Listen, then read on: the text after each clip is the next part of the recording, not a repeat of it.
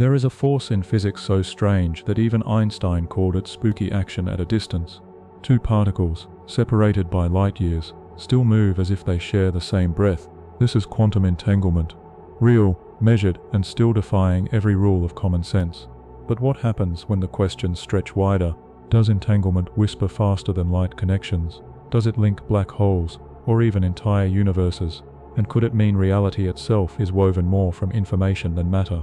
From the first photon experiments in the 1970s, to satellites entangling particles across continents, each discovery brings us closer to a truth stranger than science fiction. Welcome to NeuroNap Academy, a place to drift, learn, and fall asleep a little wiser. Take a slow breath, and let's explore 101 mind-blowing facts where quantum entanglement begins to question the fabric of reality itself.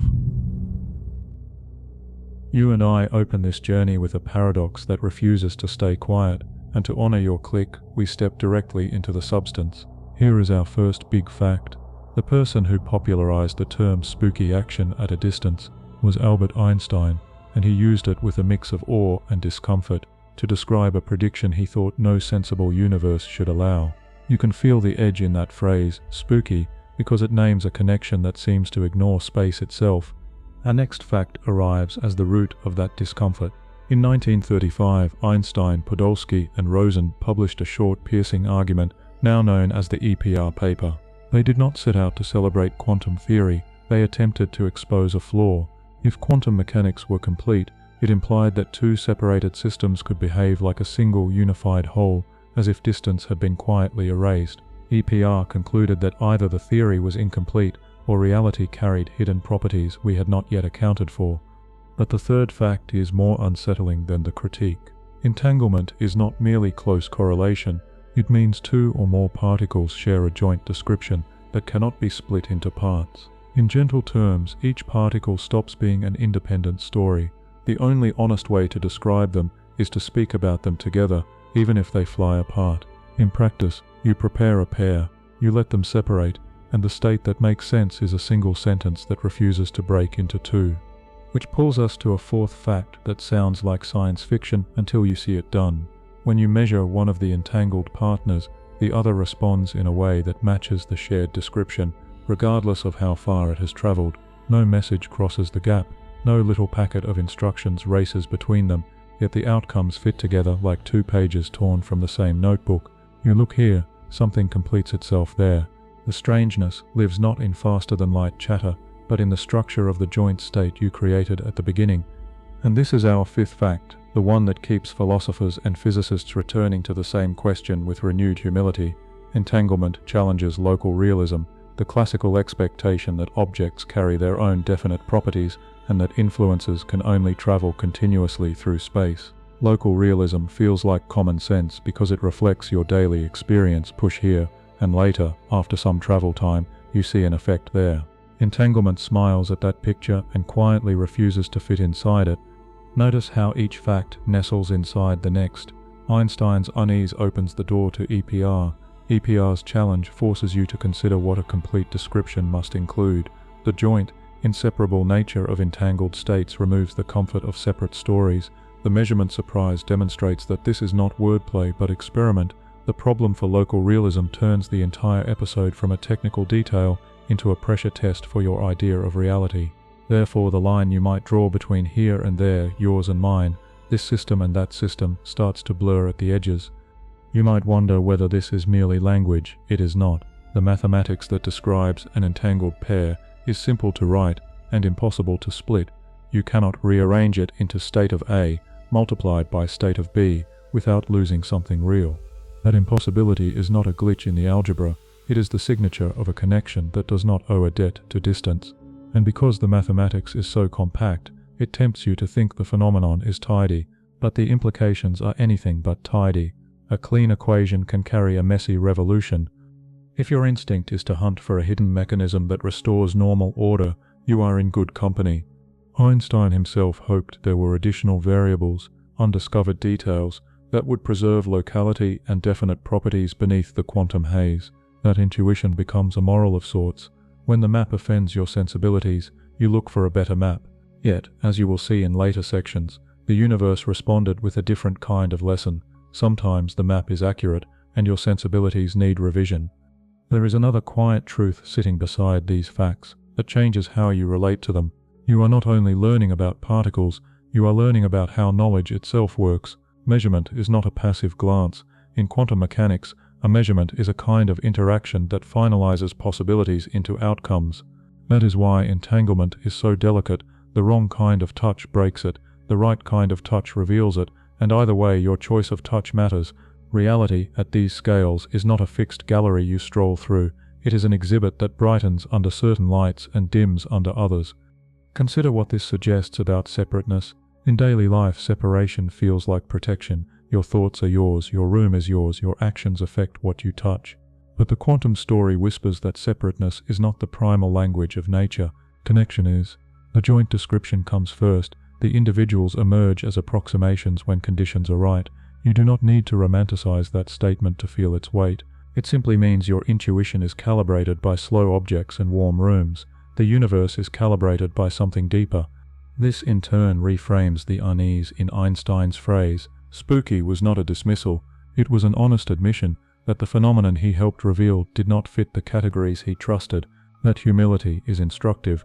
When your categories fail, you can double down on the familiar and add epicycles, or you can let the phenomenon reshape the categories. Quantum theory took the second path. It left the speed limit intact. It left causality intact in a subtle sense, and it embraced a richer notion of correlation, one that does not need signals to knit the world together. You might be tempted to jump ahead and ask, then can we send secret messages faster than light? Hold that impulse. The answer requires precision, and we will earn it. For now, it is enough to carry these 5 anchors: Einstein's uneasy name, the EPR challenge, the indivisible joint state, the measurement surprise, and the fracture of local realism. Let them sit together. Let them refuse to split. The refusal is the point. Before we leave this first chapter of facts, circle back to yourself. You live by patterns, habits, relationships, expectations. Entanglement shows you a different kind of pattern, one that does not live in the parts but in the way the parts are combined. That is why it has become a resource, not just a riddle. When you harness connection itself, you can do things no collection of isolated pieces can accomplish. The laboratory did not wait for permission from philosophy, it started building with the pattern as material.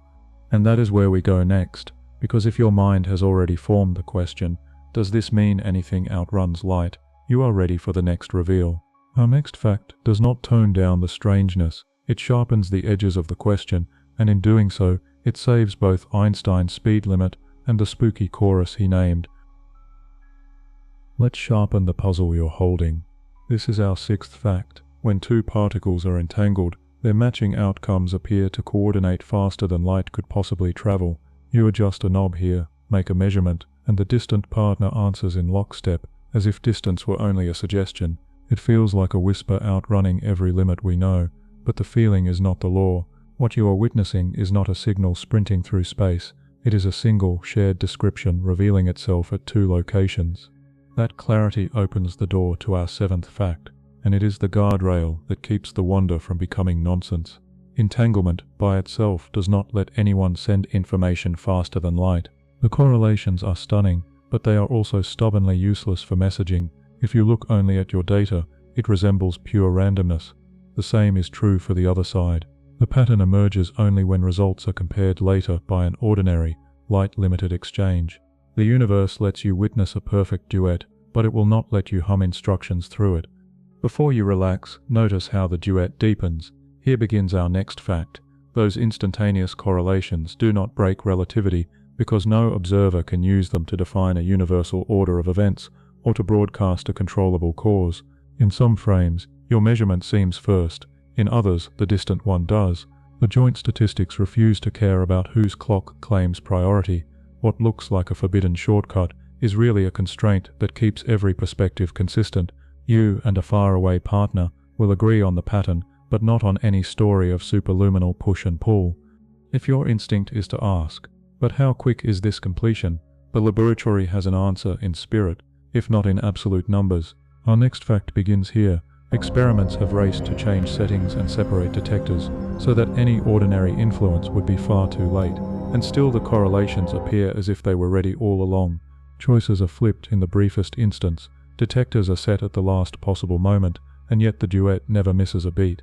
The speed is not the point. The point is that speed never enters the explanation in the first place.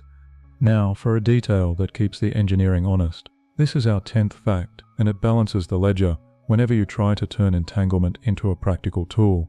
Teleporting states, sharing keys, coordinating distant devices, you always have to pair the quantum link with an ordinary, slower channel to complete the task. The quantum part supplies the uncanny correlations, the everyday channel carries the confirmatory bits that unlock them. Without that classical side, the data on each end remain undecipherable noise, impressive in theory and useless in practice. The duet sings, but you still need a courier for lyrics. Pause and notice the shape of these 5 truths. First, a sensation of superluminal connection. Second, a strict refusal to carry messages. Third, a deep compatibility with every viewpoint allowed by relativity. Fourth, a battery of tests designed so that any hidden messenger would already be too late. And fifth, the practical rule that every quantum triumph requires a classical handshake. The pattern is philosophical and pragmatic at once. Nature offers you connection without control, structure without a signal, a chorus that is real but cannot be conducted like a marching band. This is the moment where the human impulse to find a mechanism gets loud. You might imagine invisible instructions written at the source and merely revealed at the end, but that picture cannot reproduce the full range of outcomes seen when settings are chosen freely and late. The world seems to be telling you that the duet is not 2 solos with secret scripts, it is one score that cannot be split, and when you try to force it into a story of messages and messengers, the mathematics shrugs and the experiments disagree. There is also a more personal lesson hiding in the physics. You carry a bias that says influence must move through contact, through pushes and pulls. Entanglement invites you to consider a different kind of influence, call it form. The form of the whole constrains the possibilities of the parts. That is why the duet cannot be gamed. The rules of the shared state already set the boundaries. You cannot whisper orders into a structure any more than you can tell a melody to change key after it has been written. You can only choose where to listen. If this sounds like a loophole, it is actually a lock. The same constraint that forbids faster-than-light messages is what makes quantum tools reliable. Keys remain secret because any attempt to peek would tangle the form and expose the intrusion. Teleportation works because the classical message completes the transfer without ever moving the original thing. Sensors become exquisitely sensitive because they leverage form rather than force. The refusal to carry a signal is not a bug, it is the feature that keeps everything consistent and paradoxically useful. You might wonder whether the universe could have chosen a simpler design, one where either the correlations are weak enough to be ordinary or strong enough to send messages. It did not. It chose a narrow, surprising middle path, correlations so strong that no local story can explain them, yet so constrained that no one can exploit them to shout across the stars. Sit with that. The cosmos grants you wonder and denies you shortcuts, as if it were guarding both the thrill of discovery and the dignity of limits in the same gesture. And now you can feel why the early debates were so intense. One camp looked at these facts and said, "Our theories must be incomplete, there must be a better story beneath this haze." Another looked at the very same evidence and said, "This is not a flaw, it is a new picture of what counts as real." Those voices are waiting for you in the next room. Because if entanglement cannot be interpreted as faster-than-light gossip, then the question returns to the heart of the matter: what is the nature of reality that allows such a duet at all? You've now seen that entanglement refuses to behave like a polite, local influence, so it's time to meet the 2 voices that argued most powerfully about what that refusal means. Here is our 11th big fact. Einstein deliberately used entanglement as ammunition to claim that quantum mechanics was incomplete. He was not denying the accuracy of the calculations, he was challenging the picture of reality they implied. If 2 distant measurements click into a perfect pattern without any exchange, he reasoned, then the theory must be missing deeper variables that restore a world of definite properties, traveling causes, and clear stories. And now our 12th fact opens from the other side of the table. Niels Bohr accepted uncertainty as fundamental, not as a temporary fog to be cleared. In his view, a physical description was always tied to the conditions under which you could possibly know it. Complementarity, wave here, particle there, was not a contradiction, but a rule about how questions and contexts carve the world. He did not look for hidden gears beneath the quantum stage. He refined the rules for how the stage and the spotlight make a performance into an event we can speak about. The next revelation links their disagreement to your own expectations. This is our next fact. Their debates did not live in footnotes or after-dinner speeches. They shaped the core of modern physics. In discussions that stretched from letters to famous conferences, both men tested the boundaries of what counts as an explanation. Einstein pressed with thought experiments, insisting that if a theory cannot tell a coherent story about separated objects, it is not truly about the world. Bohr answered by tightening the logic of experiments themselves, reminding everyone that the content of physics is what we can communicate about measurements made under specified arrangements. From here the path bends toward a point that many find irresistible. Here begins our next fact. Einstein's solution in waiting was a class of ideas called hidden variables, unseen parameters that fix outcomes and keep locality intact. The hope was that quantum statistics arise from our ignorance of those deeper details, much as the randomness of a coin toss hides the precise initial conditions that determine heads or tails. If only we could peek behind the curtain, he argued, the spooky would dissolve into the ordinary, and entanglement would become the surface ripple of a deeper, perfectly lawful sea. Bohr's reply becomes our next fact, and it is easy to miss here if you rush. Measurement does not merely reveal a pre-written value, it helps define the phenomenon that value belongs to. He was not saying the world is a conjuring trick, or that consciousness manufactures outcomes. He was saying that in quantum theory, what you can meaningfully claim about a system depends on the whole experimental context, on which questions you ask and how you ask them. The object of study is inseparable from the conditions of inquiry. You shift the question, you shift the set of possible answers. Pause and trace the pattern running through these facts. Einstein protected a vision of reality where properties exist regardless of how we look, where signals crawl no faster than light, and where probabilities are only shortcuts that mask a deeper clockwork.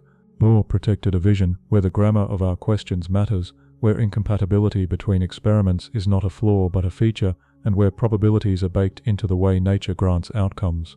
You might feel pulled toward one camp by temperament alone. If you hunger for determinism and continuous causation, hidden variables sound like home. If you accept that knowing and being are entangled at the level of inquiry, Bohr's stance feels precise rather than evasive, and yet something crucial unites them. Both refused lazy answers. Both believed that clarity is earned, not declared. That is why the arguments still echo. They are not about taste. They are about the standards we set for a description of the world. Can a theory be complete if it does not give each distant object its own private set of facts? Can a theory be realist if those facts crystallize only within an experimental frame? These are not museum pieces. They are live wires you can feel whenever you try to picture what an entangled pair really is. Let's turn one more card that people often miss. Our next fact is that Einstein's critique was not hostile to quantum mechanics. It was pedagogical. He trusted experiments but believed the theory's success could not be the end of the story. In that spirit, he designed scenarios, like the one with entangled partners, to force the theory to declare whether it describes the world or only our knowledge of it. The beauty of this move is that it invited the next generation to make the question testable rather than rhetorical, which leads your attention to a subtle thread in Bohr's language. Another fact to carry forward: when Bohr spoke of phenomena, he meant the indivisible whole of preparation, interaction, and registration. In classical physics, you can often separate the system from the instruments. In quantum physics, that separation becomes a fiction. This does not mean the apparatus creates reality. It means reality at that scale wears relational properties, defined by how things are allowed to interact more than isolated intrinsic labels. Entanglement is the clearest case of that relational dress code. You might ask, who was right? That impulse is natural, but in physics, right is only as good as what you can check. And that brings us to a final, crucial connection in this chapter of the story. Here is our next fact, and you can feel it setting the stage. The Einstein-Bohr debate became a concrete program to hunt for a decisive test.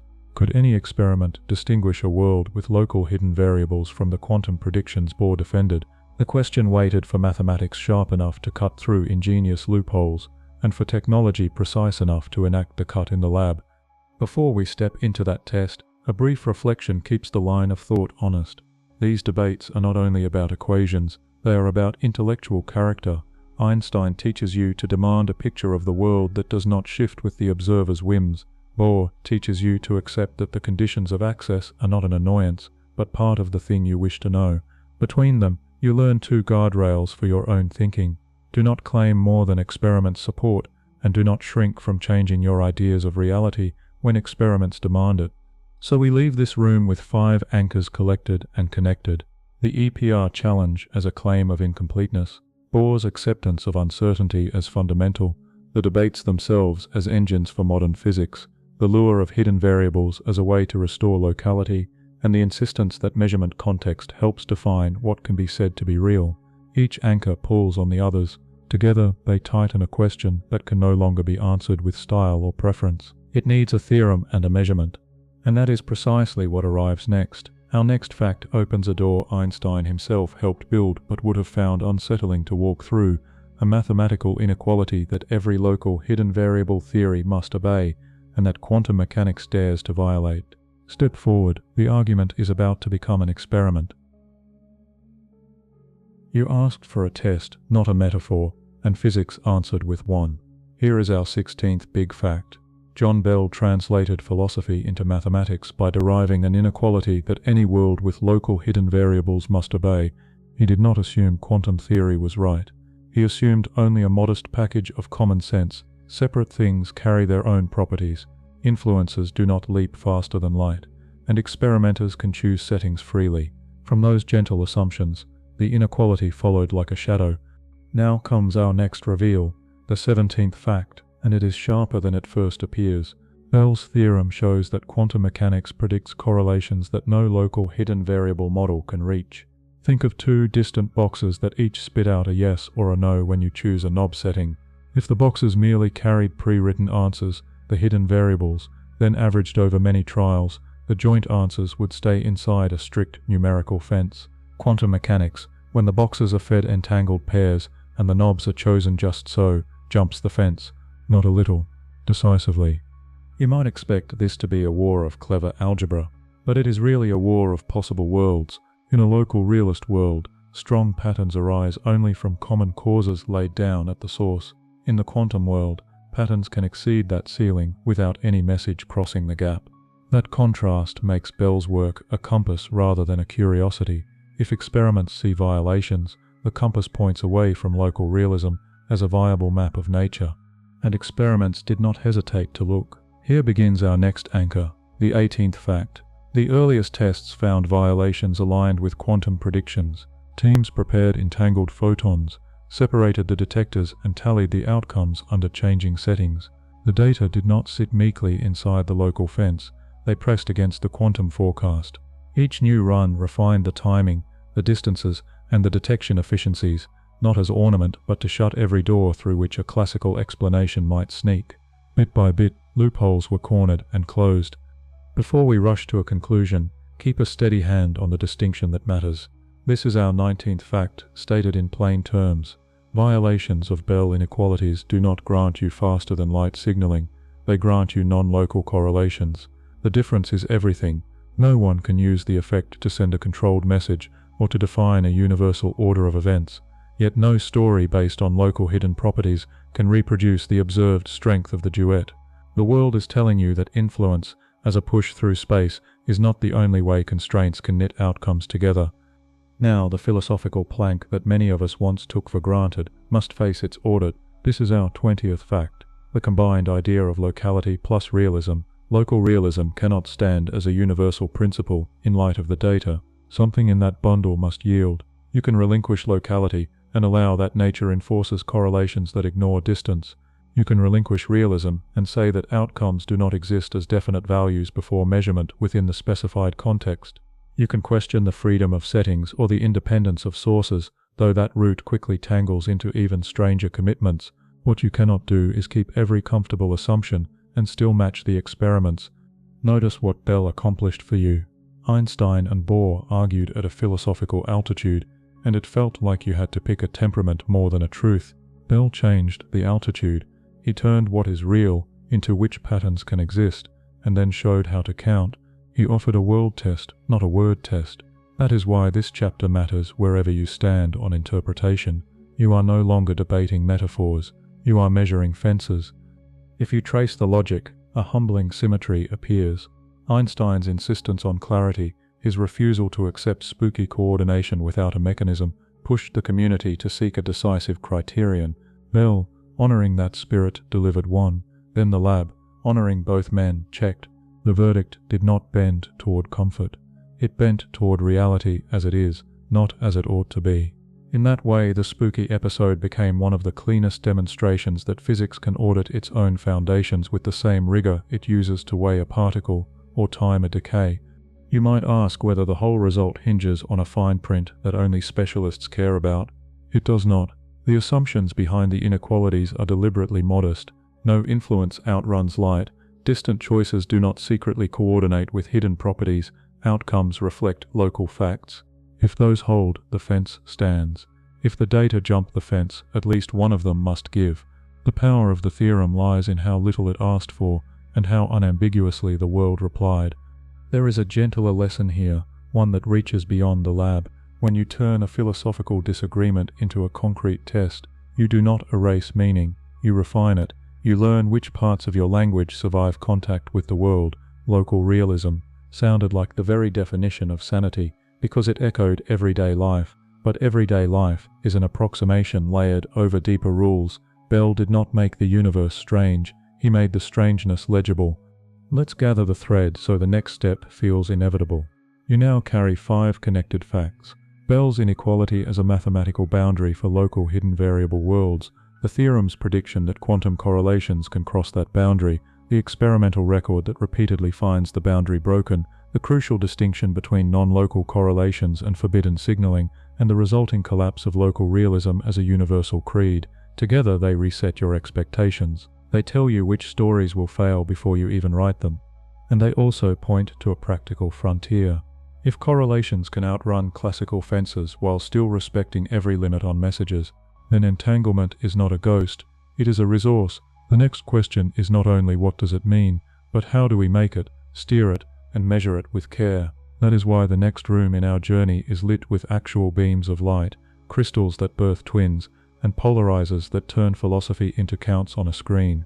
So step with me from theorem to apparatus. Our next reveal begins not on the blackboard but on the optical table, where 2 photons leave a source carrying a shared description that refuses to split, and where each tweak of a lens, each rotation of a polarizer, becomes a sentence in the language Bell taught us to read. You asked for the light itself to speak, so we'll let photons make the case, and keep the pace tight, moving from one clear reveal to the next. Here is our 21st big fact. The first convincing entangled photon tests date back to the early 1970s, when experimenters prepared twin beams and measured their polarizations to challenge classical expectations. They weren't polishing philosophy, they were counting coincidences. 2 detectors clicked in patterns that ordinary pre-written answers could not reproduce, and for the first time, the eerie prediction left the chalkboard and started writing itself in the lab's logbook. And now we turn the knob to a sharper setting. This is our 22nd fact, the one many historians treat as a watershed. In the early 1980s, Alain Aspect and colleagues introduced time-varying analyzers that switched settings while the photons were in flight. That small, ingenious twist matters because it tries to shut the door on any slow local conspiracy. The choice of what to measure is made so late that a subliminal signal could not coordinate the outcomes. Yet the violations of the classical bound remained. The duet kept singing in tune even as the stagehands changed the scenery mid-scene. With that, spooky became not just plausible, but stubborn. Having seen the pattern survive harder tests, you might ask how these twins are made on demand. Our next fact begins here. Modern teams generate entangled photon pairs routinely using lasers and nonlinear crystals in a process called spontaneous parametric down conversion. One high-energy photon entering the crystal emerges, probabilistically as 2 lower-energy photons whose polarizations, energies, or time bins are entangled. Rotate the crystal, adjust phase-matching conditions, and you sculpt the joint state you need. It is not magic, it is careful engineering that turns the structure of a medium into a factory for correlations nature is willing to supply. Before we drift too far into the toolbox, let's check the reach. Here comes another concrete fact. These photons maintain their quantum correlations across distances that at first seem absurd for such fragile quanta. Threads of glass and paths through open air become silent corridors for a shared description that refuses to split. You place one detector across the hall, then across the campus, then across a valley. The coincidence curves keep tracing the same clean arcs predicted by the theory.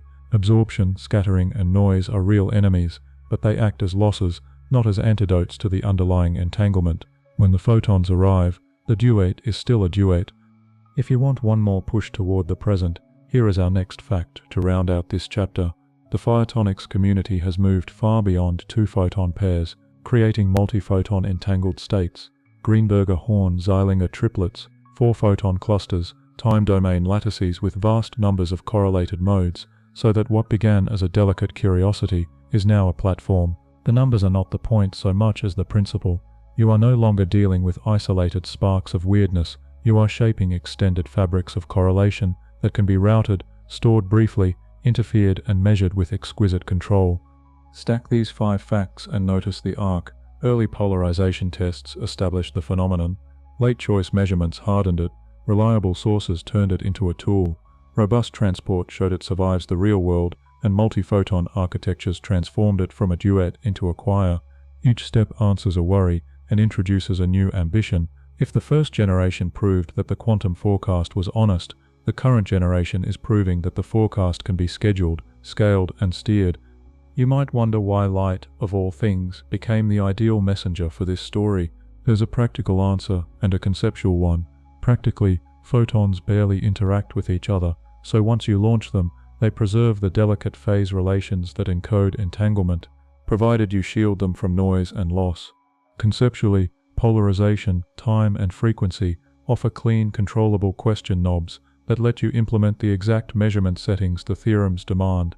Where matter can be stubborn, light is cooperative. It moves fast, it tolerates long corridors, and it allows an experiment to separate what is prepared from what is measured with surgical clarity.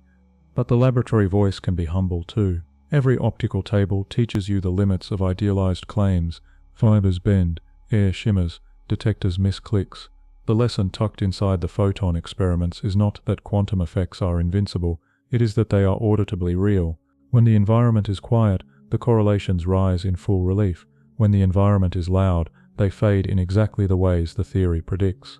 That predictability, far from being boring, is the sign that you are dealing with a lawful strangeness, a repeatable, tunable phenomenon that submits to calibration. There is also a quiet philosophical shift living inside these devices. Once you can dial entanglement like a parameter, it stops being only a riddle and becomes a resource.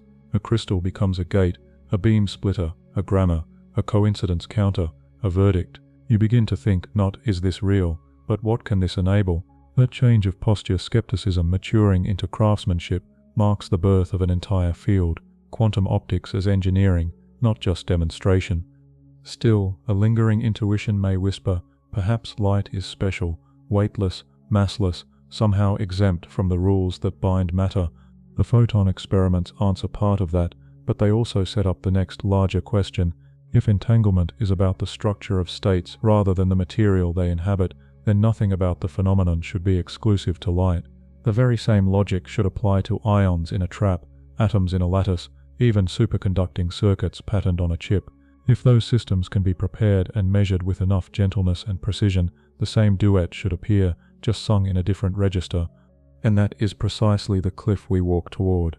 The progression from two-photon labs to multi-photon fabrics invites a bolder leap. Can we make matter carry this invisible thread just as gracefully? Can the heavy, touchy stuff of the world, atoms with internal structure, molecules with many ways to wiggle, hold on to the same shared description without tearing it? Engineers have been answering yes, and the methods they've built feel like instruments for a new orchestra. Electromagnetic cages that cradle single ions, optical tweezers that arrange atoms like beads, microwave resonators that coax qubits into harmony. Before we cross that threshold, keep your 5 anchors close. First, entangled photon tests in the 1970s lit the path with data, not slogans. Second, aspects time-varying analyzers made late choices that blocked easy classical escapes, yet the quantum pattern endured. Third, lasers and nonlinear crystals turned pair production into a reliable craft, letting anyone with patience and alignment skills summon twins on demand. Fourth, those twins kept their correlations over real distances, surviving the honest messiness of channels and air. Fifth, multi-photon states demonstrated that entanglement can be scaled and structured, shifting your mindset from spectacle to system. Each anchor points outward. If light can be persuaded to share a single sentence across space, perhaps matter can be taught the same grammar. And if matter can learn it, then computation, sensing, and communication cease to be metaphors and become literal architectures. So we leave this bench of lenses and crystals for a chamber of electromagnetic fields and cooled ions, where mass joins the chorus and the word particle starts to sound much more like instrument. Our next section opens that door. We will take the logic you have watched with photons and let it settle into atoms and molecules, where the fragile duet becomes a working technology and where the weight of matter makes the achievement feel somehow even more real. Now matter takes the stage. You've watched light carry a shared description with poise. Now you'll see weight, charge, and structure do the same. This is our 26th big fact. Entanglement is not a privilege of photons. It appears in atoms, real chunks of the periodic table with mass, internal energy levels, and 1,000 ways to fall out of harmony. When cooled, isolated, and addressed with gentle fields, two atoms can be prepared so that neither possesses its own private outcome. Only the pair has a complete description, and measurements on one finalize possibilities for the other. Here comes a concrete, hands-on reveal to satisfy your click. Trapped ions can be entangled on command using electromagnetic cages and precisely timed laser pulses. Call this our next fact. In a radio frequency trap, individual ions hover in place like beads on an invisible string. Lasers nudge their shared motion, briefly turning the entire chain into a mediating bus so that two chosen ions acquire a correlated twist in their internal states. When the pulse sequence ends, the bus lets go, but the correlation stays. Rotate analyzers on each ion, and the counts sketch the same clean quantum arcs you saw with light. Because you asked for a ladder of facts that climbs without stutter, take another. Neutral atoms can be arranged by optical tweezers into neat arrays and entangled via controlled interactions, often by exciting them into Rydberg states where their size and sensitivity balloon. The technique is different from the ion trap, but the logic is identical. Prepare carefully, interact briefly and precisely, separate, then read out. The duet survives the choreography. At that point, particle begins to sound less like a marble and more like an instrument you can tune. Now we test a bolder boundary. This is our next clear fact. Entanglement is not limited to pairs of well-behaved atoms. Large ensembles can share collective quantum correlations that involve thousands, even millions of constituents.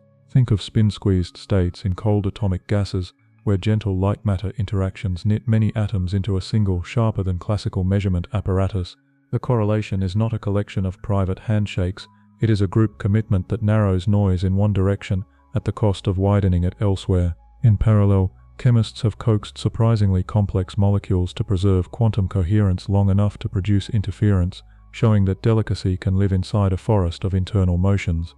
You also asked whether the solid, engineered world can play this game. Here is another solid fact to anchor your expectations. Superconducting circuits, tiny loops and junctions, patterned on chips, routinely host entangled qubits, microwave photons in on-chip resonators, and artificial atoms made from Josephson junctions exchange energy and phase with exquisite control, creating Bell states, GHZ states, and entangled gates that operate at clock speeds unthinkable in optics. It does not feel like particle physics, it feels like electronics with a new alphabet, where voltages, phases, and pulses write correlations directly into hardware. Step back and gather what that means for your sense of scale.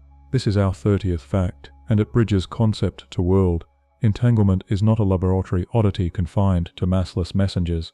It is a structural feature that spans media, platforms, and sizes, from levitated ions to neutral atom lattices, from cold ensembles to superconducting chips. The same signature appears. Outcomes do not live in the parts alone. The world lets you build with connection as material, and that material behaves lawfully under careful hands. Of course, matter is moody. The enemy has a name, decoherence, and it is not a villain, so much as a reminder that everything talks to everything if you let it. Heat, stray fields, vibrations, and wandering charges all try to measure your system before you do, leaking which-way information that erases the delicate phase relations entanglement needs. The response is not mysticism, it is engineering, colder chambers, quieter electronics, smarter shielding, dynamical decoupling, error-correcting codes. You learn to shape the conversation with the environment so that the only decisive question is the one you choose to ask at the end. There's a deeper intuition hiding in that craft. When entanglement shows up in atoms, molecules, and circuits, it forces you to revise the story of complexity.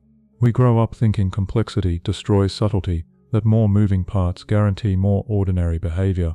The lab teaches the opposite lesson. Complexity can shelter subtlety if you find the right coordinates. A cloud of atoms can be simpler, in a quantum sense, than a single hot one, because the cloud can be cooled, aligned, and collectively addressed so that many degrees of freedom fall silent, and a few sing together in tune. You can also feel the philosophy adjusting under your feet. With photons, it was tempting to say perhaps light is special. Matter dissolves that excuse. The unifying principle is not what the thing is made of, it is how the thing is prepared and what questions you allow. Preparation writes a shared sentence, allowed questions read it out. Between those two acts lies everything practical, gates, sensors, memories, but also everything reflective, a gentler picture of reality, where relations are not ornaments on top of substance, but part of substance itself. Let's close this segment by threading the 5 takeaways, so the next step feels earned. First, entanglement belongs to atoms as much as to light. Second, ion traps use motion and laser beats to write correlations with surgical precision. Third, neutral atom arrays and other platforms extend the same grammar to different instruments, proving the idea is portable. Fourth, large ensembles and complex molecules preserve non-classical structure long enough to do work, revealing that delicacy can scale when you control context. Fifth, superconducting circuits turn all of this into chip-level architecture, where entangled states are not events but operations. Together they tell you that entanglement is not only real, it is available. And because it is available, ambition shifts. If we can teach matter to share a sentence inside one lab, can we keep that sentence intact while the pieces travel to different labs, different cities, the other side of a mountain range? The question is no longer can entanglement survive in the world. You've seen that it can. The question now becomes how far can it travel, and what does distance really mean to something that refuses to be split? That is where we go next, into records that turn kilometers into test beds and the horizon into a starting line. Distance is not just a measurement here, it is a dare. You have seen that correlation ignores closeness, so we now ask how far that indifference can stretch before it snaps. This is our 31st big fact. In the late 1990s, researchers pushed entangled photons through optical fibers spanning roughly 10 kilometers, and a quantum duet held its tune. The worry that a fragile shared state would shatter outside a lab bench gave way to a new confidence. Careful preparation and timing could carry entanglement across real-world infrastructure without surrendering its signature. Momentum favors the bold, so the community raised the stakes. Here comes our 30-second fact. A decade later, teams sent entangled photons through open air over a free space link of about 144 kilometers across islands, over atmosphere, under stars, and the correlations still violated classical bounds. No fiber to shield the path, only careful pointing, adaptive optics, and the clockwork rhythm of detectors catching single quanta that had flown a distance you could map on a globe. The message hiding in those clicks was simple and disruptive. The sky itself can be a channel. Beyond dramatic numbers, you want the connective tissue that makes a record more than a headline. Our next fact begins here. Experiments that chase longer distances must also close loopholes with greater care, because the farther you separate stations, the more opportunities noise, loss, or timing ambiguities have to masquerade as quantum structure. That is why teams use random, last-moment setting choices, why they synchronize clocks with exquisite discipline, why they measure and subtract backgrounds with humility rather than wishful thinking. The record distances were not stunts, they were proofs that rigor can travel. Now we cross from spectacle to infrastructure. This is our next firm reveal. Entanglement has been distributed through more than 100 kilometers of standard telecom fiber, not just one way, but in architectures that hint at repeaters and metropolitan-scale networks. Fibers bend around city blocks, couple into underground conduits, experience temperature drifts and mechanical stress, and yet the pairs survive in sufficient number to keep the correlations honest. Engineers fight dispersion with compensation, phase noise with stabilization, and loss with better sources and detectors. The point is not perfection, it is persistence. Gather these pieces and you'll see the trajectory from tabletop to terrain. The fifth fact in this chapter of our journey is the most audacious so far. Satellites have distributed entanglement over separations greater than 1,000 kilometers, turning low Earth orbit into a mirror, by which distant stations share a single, indivisible state. The geometry helps. Most of the journey takes place in the thin, quiet vacuum above weather and fiber, but the achievement is still a symphony of alignment, tracking, timing, and source quality. Ground stations open their telescopes like hands. The satellite passes. Pairs fall into the night like coordinated snow. The counts climb into unmistakable patterns. Pause and feel what these 5 truths rearrange inside you. Once, 10 meters felt risky. Now the horizon is a ladder rung. Once, a crystal and a pair of detectors were enough. Now, you think in terms of links, nodes, and the choreography of whole landscapes. Distance has become a parameter rather than a wall, and with that shift, the word network stops being a metaphor. Entanglement is no longer content to perform in a quiet room. It has learned to ride the world's wires and light paths. Yet the physics has not softened to enable these accomplishments. The engineering has matured to respect it. Free space links demand you keep the beam narrow and the pointing active. Fiber links demand you quiet dispersion and stabilize phase. Satellite passes demand that you slice a night into windows of opportunity and make every photon count. Each constraint echoes the same lesson. Entanglement is a law-abiding rebel. It breaks classical limits without breaking relativity, but it refuses to forgive sloppiness. You do not overpower it, you shepherd it. There is a subtle human theme running through these distance records. They are not only about how far, but about how honestly. Experimentalists set up event-ready detection to avoid cherry-picking. They close the locality and detection loopholes so that no slow conspiracy or missed click can fake the violation. They publish every caveat with the same pride as every triumph. Distance without rigor would be an empty boast, and rigor without distance would be a sterile assurance. The pairing of the two is what makes this chapter decisive rather than decorative. From the perspective of uses rather than proofs, distance changes the conversation. Once you can move entanglement across cities, mountains, and orbits, you can imagine keys shared between continents, telescopes that combine light collected far apart into sharper views, and sensors that compare phases across wide baselines with quantum leverage. You start to sketch architectures where no central authority holds all the trust, because the physics itself flags intrusion and enforces honesty. The geography of the planet becomes a playground for correlations that you cannot fake and cannot hijack. Of course, distance also increases the appetite for efficiency. Loss grows with length. Backgrounds creep in. Weather can veto a night.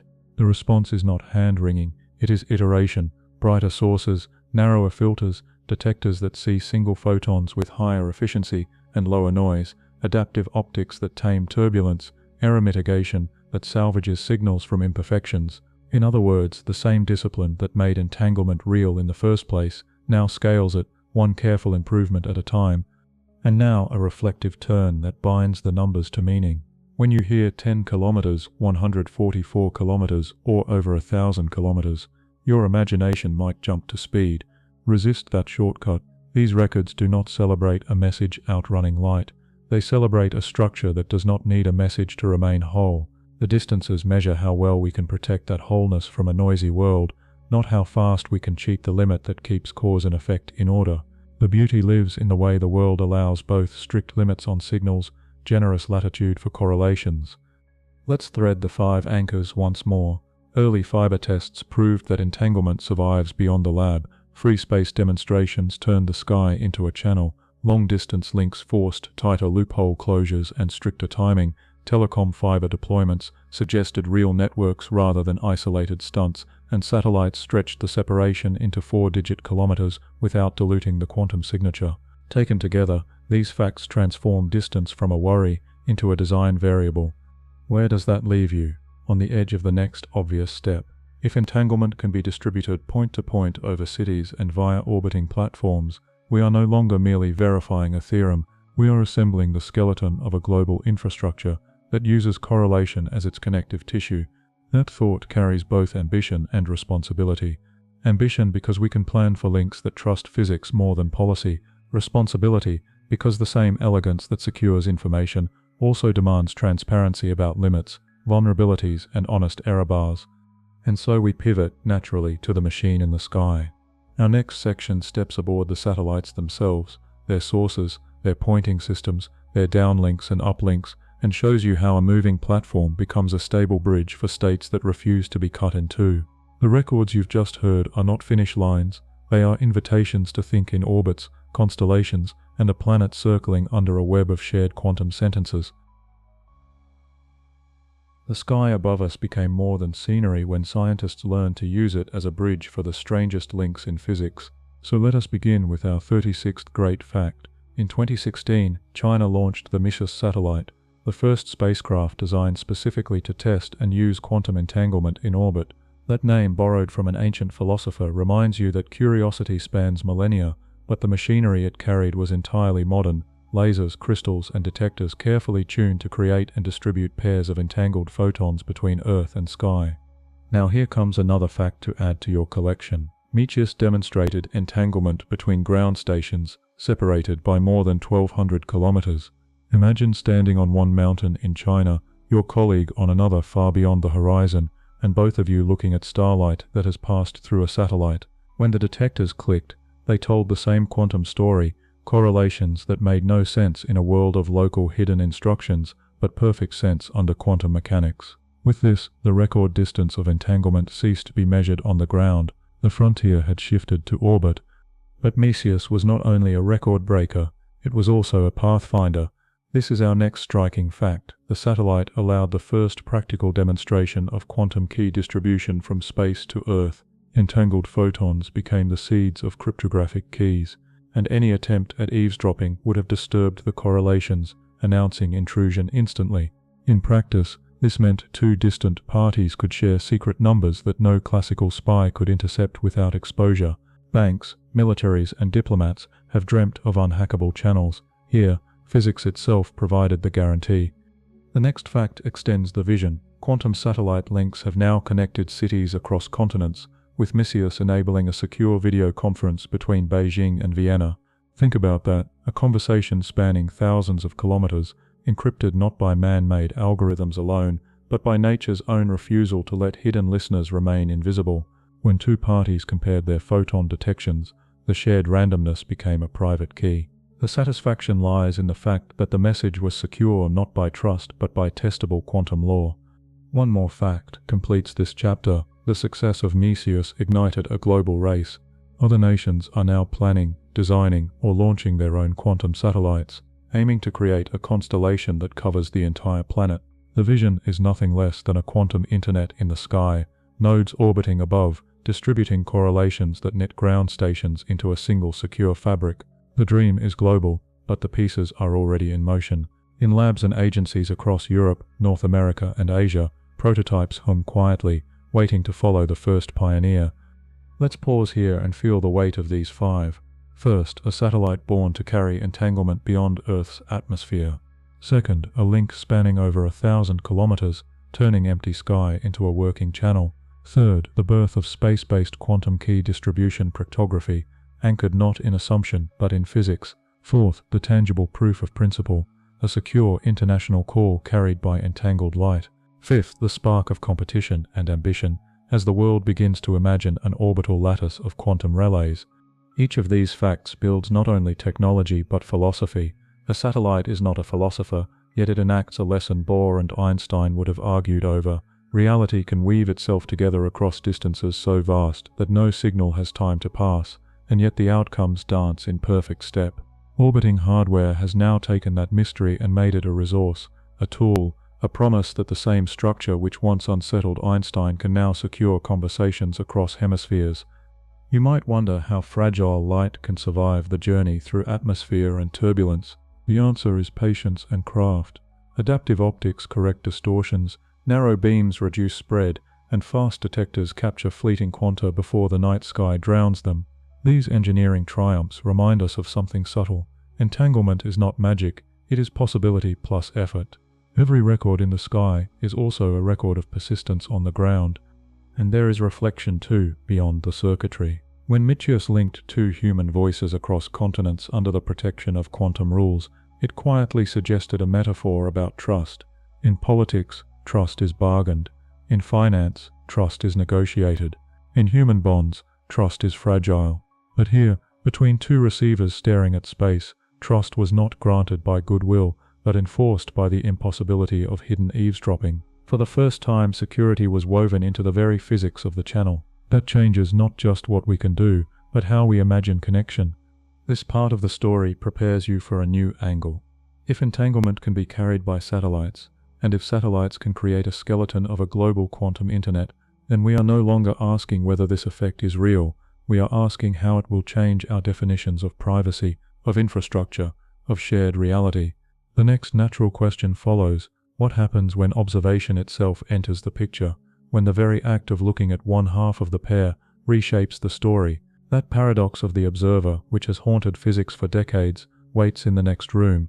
So let's close this chapter with clarity. We've added 5 new anchors to your running tally: the birth of Meaches, the 1,000-kilometer link, the quantum keys from orbit, the first international quantum secured call, and the rise of a global race. Together, they pull the phenomenon of entanglement out of the lab, across cities, and into the very sky above you. And as you look upward, remember, what falls back to Earth in tiny flashes of light carries within it the same lesson Einstein called spooky, except now it is no longer spooky at all, but functional, reliable, and ours to use. The stage of satellites and distance records leaves us with one persistent itch: what happens when someone actually looks? Entanglement has already shown you that connection exists beyond space, but the observer's role pulls the thread even deeper. So let us start here with our 41st major fact. When you measure one member of an entangled pair, its wave of possibilities collapses into a definite outcome, and in the same moment, the partner's state takes form too, no matter the distance. The act of observing one side finalizes the other, as if measurement is not a local act but a shared event across space. That observation leads naturally to our next reveal, fact 42. This collapse is not a delayed update. It does not wait politely for signals to crawl through fiber or sky. It is simultaneous within the structure of the shared state, outside the reach of classical storytelling. Detectors do not blink in sequence, they blink together in correlation. That unity, seen in patterns of clicks and coincidences, is what makes entanglement so unsettling, because the whole seems to decide at once, even though the parts are separate in space. You might ask, so is it the looking that forces reality's hand? That curiosity guides us into our next anchor, fact 43. In quantum mechanics, observation is not about human eyes, but about any interaction strong enough to extract information. A stray photon bouncing from a particle, a detector's trigger, even environmental noise. These are all measurements in the quantum sense. Consciousness is not required, but interaction is, and once the interaction happens, the landscape of probabilities contracts into a single track, with the partner track tied in lockstep. Yet some physicists dare to stretch further. This is our next striking fact. Number 44. There are interpretations that argue reality, in some sense, does not exist independently of measurement. In the Copenhagen tradition, to speak of properties before you ask a question is meaningless. The question helps write the property itself. Other schools, relational, cubist, participatory, echo versions of the same tune, that what is real is inseparable from the act of inquiry. You might not need consciousness, but you cannot escape context. The measurement event is a marriage of system and observer, not a solo act. And here comes the 5th fact of this sequence, fact 45. The entangled observer paradox has even inspired experiments where choices made after one photon's detection appear to shape the correlated outcome of its distant partner. These delayed choice entanglement swapping tests show that the very boundaries of when reality is decided are softer than our temporal instincts would prefer. It's as if the duet waits until the whole performance is complete before finalizing its notes, regardless of which musician seemed to play first. Now let's slow down and feel the current of these 5 together. 1. Measurement of one collapses the other. 2. Collapse is simultaneous across the pair's structure. 3. Observation means interaction, not human attention alone. 4. Reality itself may be inseparable from measurement context. And 5. Delayed choice experiments stretch causality until it bends back on itself. Each point is a step further from the comfortable notion of a world that exists quietly, fully dressed, waiting for you to peek. Instead, you face a world that co-authors its script with the questions you dare to ask. This shift is not just physics, it's philosophy carried by detectors, It raises questions you cannot easily set aside. If reality crystallizes only in interaction, then what is the status of everything unmeasured? If entanglement makes those crystallizations collective rather than private, then how independent are we from the questions others ask? The lab's results whisper something human. Your knowledge is never fully yours alone. It is entangled with contexts, histories, and the observers who share the stage with you. And notice how satisfaction creeps in each time we mark a new fact. The first was Einstein's spooky collapse itself. The second was the simultaneity across space. The third was the realization that any interaction counts as observation. The fourth was the radical idea that reality is incomplete without measurement. And the fifth was the delayed choice twist, where the timing of questions bends the arrow of cause. Each one reassures you that your journey accumulates substance, that every step in this ladder confirms why you clicked, to watch reality itself behave in ways that defy expectation, yet remain precise and testable. Of course, the paradox of the observer does not only unsettle, it empowers, because once you accept that observation shapes outcome, you can design experiments that exploit this. Quantum erasers, for instance, let you decide whether interference survives or disappears, even after particles have been detected. Entanglement swapping lets you create new pairs by measuring intermediates. In all of these, your choice of question writes part of the answer. The world is not a passive archive, it is an active conversation. But this conversation has boundaries, and reflecting on them matters. The collapse is not a loophole for faster-than-light messaging, nor is it proof that mind creates matter. It is evidence that systems prepared together cannot be understood in isolation, and that the universe honors correlations over independence. That lesson resonates beyond physics. Human experience itself is a tapestry of correlations, from families and languages to cultures and ecosystems. Independence is useful, but connection is fundamental. Let's frame it once more as a bridge to where we go next. You now carry 5 observer-related anchors: collapse across distance, simultaneity within the state, interaction as measurement, the intertwining of reality and inquiry, and delayed choice tests that soften time. Together, they sketch a universe where the very act of knowing is inseparable from the thing known. That is not mysticism, it is the hum of detectors counting photons under controlled conditions. And this prepares you for the next reveal. If observation can reshape the fate of an entangled pair, then what does that mean for reality itself? Is the world out there fully formed, or is it stitched together in each act of measurement? The next section deepens that riddle, asking not only about observers, but about the very definition of real. You now carry with you the paradox of the observer, that to look is to change, and that entanglement extends this change across space. But this opens the deeper question: what then is real? Let's begin here with our 46th big fact. Entanglement shows that reality is not objective in the classical sense. You cannot assign definite properties to each particle before measurement in a way that survives experimental scrutiny. The world does not seem to store a fixed list of answers waiting for you to uncover them. Instead, the act of measurement, combined with the joint state, co-authors what exists. That realization prepares us for our next anchor, fact 47. The correlations revealed by entanglement exist without any visible physical signal traveling between the two systems. The outcome of one experiment station does not push or pull on the other in the ordinary sense, yet when the data are compared, the pattern is undeniable. These invisible threads are not forces, they are structural features of a joint description. It is as if the universe favors coherence over separation, even when no obvious exchange takes place. And now comes another sharp turn. Fact 48. Many physicists interpret entanglement as evidence that information, rather than matter, may be the true bedrock of the universe. Matter appears solid, tangible, and final, but at the quantum level, what is preserved across space and time is not mass or shape, but correlations, bits of information that define how outcomes will relate. Some call this the it from bit view. Reality emerges from informational structure, with matter and energy as the surface manifestation of deeper, immaterial patterns. If that thought feels too abstract, let's anchor it in an image. Here is fact 49. Some researchers describe reality as a kind of quantum hologram, where the whole is encoded in every part through entangled correlations. Just as a fragment of a holographic plate contains the entire image, blurrier but complete, each part of the quantum world seems to carry relational echoes of the whole. Entanglement becomes not an anomaly, but a sign that the fabric of reality is woven holographically, every thread containing a map of the tapestry. And to close this chapter, Fact 50, entanglement is not a small detail layered on top of space-time. In many modern theories, it may be the foundation of space-time itself. The links between distant particles hint that the geometry we call distance could emerge from the network of entanglements beneath it. In this view, space-time is not a stage on which quantum processes play out.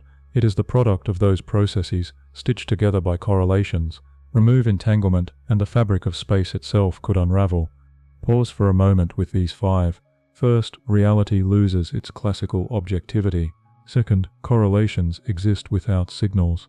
Third, information may be the foundation. Fourth, the world resembles a hologram, whole in every part. Fifth, space-time may itself be born from entanglement. Together, they create not just a puzzle, but a revolution. You click to find facts, and here they accumulate into a truth that is both thrilling and unsettling. The world you experience as solid, extended, and independent might be none of those things at its root. And yet notice how precise this revolution is. Each fact arises not from speculation alone, but from controlled experiments, from inequalities violated, from photons and ions prepared with discipline. The conclusions may be philosophical, but the evidence is empirical. Detectors click, counts accumulate, statistics defy local realism. From those simple observations, entire metaphysical landscapes unfold. It is not poetry that drives this change, it is data. But data does not forbid reflection. If reality is informational, what does that mean for how we live? It means that what you treat as mine and yours may be less separate than it seems. It means that context matters not only in human affairs but in physics itself. No description is complete without the conditions under which it was made. It means that wholeness is not an ideal to aspire to, but a fact of existence already present in every entangled state. You can also hear a challenge in these facts. They dare you to reconsider what counts as real. Is real the tangible, the chair, the stone, the body? Or is real the invisible lattice of correlations that ensure the tangible holds together? Quantum mechanics tilts toward the second answer. The stone is real because the correlations in its atoms stabilize. The body is real because molecules resonate in collective states. The chair is real because entanglement locks together electrons and nuclei into bonds that endure. Substance is not denied, it is explained by patterns of connection. In that sense, entanglement is not only a fact about particles, it is a metaphor for being. You are not merely yourself, you are the correlations you maintain with others, with your environment, with the larger context that makes your individuality possible. Quantum physics did not intend to teach this lesson, but the symmetry is hard to ignore. What is true for photons is often true in spirit for lives. Isolation is a convenient fiction, relation is the deeper fact. Now, let us gather the satisfaction of numbering. We have reached Fact 50, halfway to the promised 101. This halfway mark is not a plateau, but a pivot. We began with Einstein's worry, moved through Bell's theorem, confirmed it with photons and atoms, stretched entanglement across orbits, and now have discovered that even reality and space-time themselves may be consequences of correlation. Each anchor has been cumulative, building a ladder of strangeness that feels less like fantasy and more like structure. Where do we go from here? If reality itself is stitched by entanglement, then perhaps hidden patterns exist we have not yet uncovered, orders beneath chaos, symmetries beneath noise. The next section takes you into those hidden orders, the mysterious ways correlations persist even in turbulent environments, and the tantalizing hints that entanglement may be the glue not only of space-time, but of gravity and the universe itself. The last chapter left you with the unsettling thought that reality itself may be born from entanglement, but if that is true, then patterns of connection must stretch far wider and deeper than the clean lines we draw in laboratories. Here is our 51st big fact. Entanglement displays mysterious hidden orders, correlations that remain structured even when systems are plunged into noise, chaos, or apparent randomness. In experiments with ultra-cold atoms and solid-state devices, researchers find that beneath the surface of disorder, quantum correlations still weave together invisible threads. It is as if the universe refuses to let the fabric fully fray. Building on that comes our 52nd fact. Entangled states can remain robust even in environments that should scatter them apart. Scientists have shown that quantum systems maintain coherence in noisy, high-temperature, or disordered conditions by hiding information in collective modes rather than in fragile single particles. These collective correlations resist disruption the way a song survives even if one instrument is slightly out of tune. The lesson is subtle but profound. Entanglement is not only delicate, it can also be resilient when expressed in the right form. Our next anchor arrives from a daring hypothesis. Fact 53. Some physicists now believe that entanglement is not only the foundation of space-time, but also the engine that generates gravity itself. The idea comes from attempts to reconcile Einstein's theory of general relativity with quantum mechanics.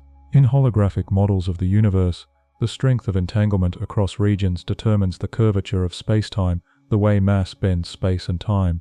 If this view holds, gravity is not a fundamental force at all, but a side effect of entanglement shaping geometry. That thought sets the stage for Fact 54. Other researchers connect entanglement with the dark energy that drives the universe's accelerating expansion. In this speculation, the pervasive web of quantum correlations contributes energy to the vacuum, subtly pushing galaxies apart. While not yet confirmed, the link shows how entanglement is moving from a microscopic oddity to a candidate for explaining the largest-scale mysteries in cosmology. What began as twin photons in a lab may touch the very fate of the cosmos. Finally, Fact 55. Many now describe entanglement as the true glue of the universe. Not metaphorical glue, but the actual connective principle that makes matter cohere, makes space-time smooth, and binds events into lawful patterns. Without entanglement, the world as you know it, structured, continuous, predictable, might dissolve into disjointed fragments. The strange, invisible bond that once made Einstein uneasy could in the end be the very reason the cosmos holds together. Let's pause and let these 5 accumulate in your hand. First, hidden orders survive chaos. Second, correlations can be resilient, not just fragile. Third, entanglement may underlie gravity. Fourth, it could even explain dark energy. Fifth, it might be the universal glue. Together, these facts shift your perspective from seeing entanglement as a laboratory curiosity to recognizing it as a principle that spans the largest and most fundamental scales imaginable. And yet each of these leaps remains grounded in data. Robust correlations have been measured in systems battered with noise. Holographic dualities are tested with equations that match black hole physics. Dark energy remains elusive, but the attempt to link it to entanglement grows from mathematical consistency, not from whimsy. Even the language of glue is not poetic invention. It reflects how the equations of space-time geometry can be derived from the density of entanglement between regions. The romance here is discipline, wearing a strange mask. From a human angle, these hidden orders speak to your own experience of chaos. In life, disorder often feels final, as though meaning collapses when noise enters. Yet the physics suggests a counter-image. Meaning can persist in correlations invisible to a casual glance. Even when single notes are scattered, the symphony can still survive. Perhaps that is why entanglement resonates so strongly as metaphor. It says that connection endures, that deeper structure hides in what looks like confusion. The satisfaction of fact counting remains, so let's mark it clearly. We have crossed Fact 55. Each new milestone is both an anchor and a rung, confirming that your journey is cumulative, not abstract. Each step holds weight because it adds to a tally you know is heading toward 101. That promise makes the mystery feel structured, the narrative feel earned. Now notice where this sequence points next. If entanglement is strong enough to knit space-time and possibly fuel cosmic expansion, then its power to act as a tool for computation becomes even more believable. The next room of our exploration leaves philosophy at the door and enters the workshop of engineers, the world of quantum computing, where entangled qubits harness these invisible threads not to explain the cosmos, but to solve problems no classical machine can touch. So close this chapter by remembering the lesson of hidden order. The cosmos does not always reveal its architecture in the surface noise of events. Sometimes the deepest structure lives in patterns too subtle for casual perception, but undeniable when measured with care.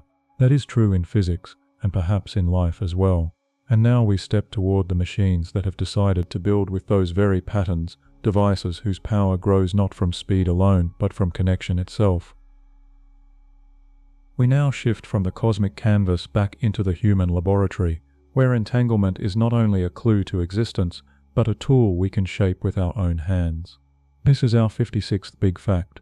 Quantum computers rely on entanglement to achieve power that no classical computer can match. A classical bit is either a 0 or a 1, but a quantum bit or qubit can be both at once in a superposition. When qubits are entangled, their states stop being independent, and the joint system explores possibilities in parallel, exponentially faster than a machine built on ordinary logic. From here flows our 57th fact. Entangled qubits allow quantum computers to solve problems that would take classical machines longer than the age of the universe. Factoring large numbers, simulating quantum chemistry, or optimizing complex systems, these tasks become tractable, not by brute force but by weaving correlations that hold many answers in one state. The miracle is not speed in the usual sense, it is structure. Entanglement arranges information so that the right solution can be extracted with far fewer steps than any conventional approach could allow. And now let us mark our next anchor, Fact 58. The phenomenon of quantum supremacy was achieved in 2019 when Google's Sycamore processor performed a sampling task in minutes that would have taken the fastest classical supercomputer thousands of years. The details were narrow and specific, but the principle was seismic. An entangled quantum system had crossed the threshold into a regime no ordinary computer could touch. That moment was a flag planted in new territory, proof that the resource of entanglement had left philosophy and entered computation. Another important detail gives us our 59th fact. The true strength of a quantum computer is not in isolated qubits, but in how many of them can be entangled simultaneously. A handful of qubits entangled is a curiosity.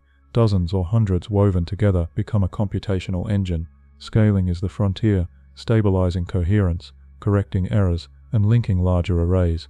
Each entangled connection is a line of code in nature's own programming language, and the challenge is to keep those lines unbroken long enough to complete the calculation. And finally, here is our 60th fact. The applications of entanglement-powered computing are vast. In medicine, quantum simulation could design drugs by modeling molecules with perfect fidelity. In logistics, entangled qubits could optimize complex routes and supply chains with breathtaking efficiency. In artificial intelligence, entangled states could process vast datasets with relational depth that mimics and perhaps surpasses human pattern recognition. The power is not abstract, it is practical, with implications for every corner of society. Let's gather the thread. First, entanglement underpins quantum computing's very possibility. Second, entangled qubits enable exponential leaps over classical limits. Third, the milestone of quantum supremacy marked the proof of principle. Fourth, scaling entanglement across many qubits is the central engineering challenge. Fifth, the applications promise transformations in science, medicine, industry, and knowledge itself. Together, these 5 facts are a pivot. Entanglement is no longer only a subject of theory or cosmology, it has become the beating heart of machines that may define our future. And yet there is a balance here. Quantum computers are not simply faster, they are different. They require a new way of thinking, one where solutions are extracted probabilistically, where error correction involves creating entangled states that protect information by distributing it across many qubits, and where power is measured in entanglement depth rather than clock speed. You are not simply building a stronger hammer, you are learning to weave with a new kind of thread. From a reflective angle, the arrival of entangled machines tells a human story too. It shows that something once dismissed as spooky and unreal is now reliable enough to bet billions of dollars and countless research hours upon. It shows that patience, decades of refinement, can turn philosophical discomfort into technological promise. It also shows that connection, often undervalued in human affairs, can be the most powerful resource of all. The future will not belong to isolated parts but to linked systems, whether in physics, society, or thought. And satisfaction grows as we mark the count. With fact 60 you know we are beyond halfway to the promised 101. Each number accumulates not as a tally but as confirmation that you are being carried steadily toward the destination. Each new milestone reassures you that curiosity is not being scattered but guided, anchored, fulfilled. Now the path curves toward another realm where entanglement has immediate use, not in computation but in communication. If entangled states can guarantee correlations across space, then they can also guarantee secrecy. The next chapter is about cryptography, the dream of unhackable channels, the engineering of secure communication, and the proof that spies cannot hide in quantum shadows. Before we step there, take one last reflection from this section. Computation has always been humanity's way of amplifying thought.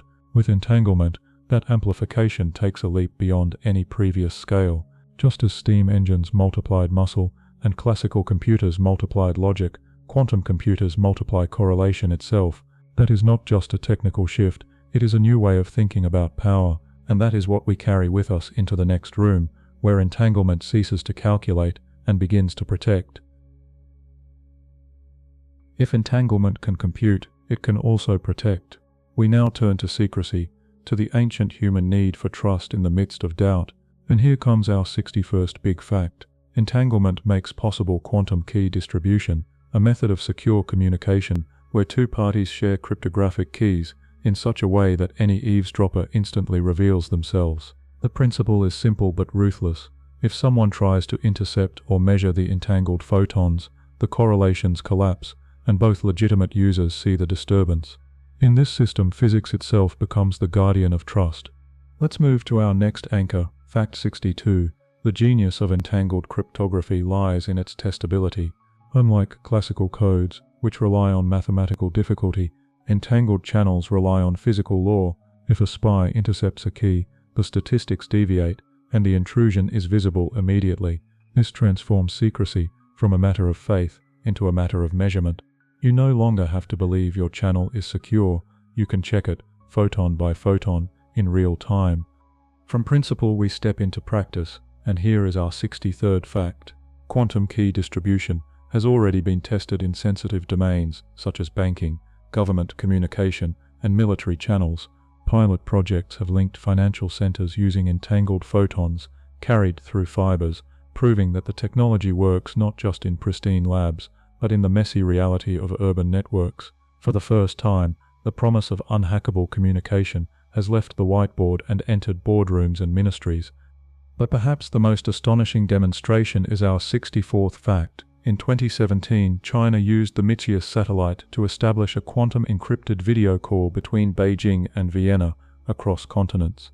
The keys for encryption were generated by entangled photons distributed from orbit, and the call was completed with the assurance that no eavesdropper could listen without detection. It was more than a proof of technology, it was a moment in history where two cities shared words under the protection of entanglement stretching through the sky. And here comes our 65th fact to round out this chapter. The vision of a global quantum internet is no longer speculative. Researchers and governments worldwide are building test beds of entangled links, some via fiber, some via satellites, aiming to connect nodes into a network where information flows under the protection of physics. Such an internet would not replace the one you use daily, it would underlie it, adding layers of security where the stakes are highest. A lattice of entangled channels could form the invisible skeleton of future communication. Let's pause with these 5 facts. First, entanglement enables key distribution where physics exposes spies. Second, the strength lies in testability, not trust. Third, banks and militaries have already begun to use it. Fourth, a satellite-linked quantum call has spanned continents. Fifth, the dream of a quantum internet is unfolding in real architectures. Together, they turn entanglement from a curiosity into a shield, a guardian of messages, a new foundation for secrecy in the digital age. But secrecy here is not secrecy as you usually imagine it. Classical codes always carry the anxiety that tomorrow's algorithm or tomorrow's computer might crack them. Quantum secrecy, by contrast, carries the calm of permanence. No machine, no matter how powerful, can override the law that entanglement breaks when disturbed. That permanence is rare in human history. Empires fall, languages fade, codes become obsolete, yet an entangled key distribution promises a kind of security that even time itself cannot erode. And there is reflection here too, because trust is not only about spies and passwords, it is about human life. Relationships are built on the hope that betrayal will be visible, that deception cannot remain hidden forever. In quantum cryptography, this hope becomes a physical fact. Betrayal is impossible to conceal.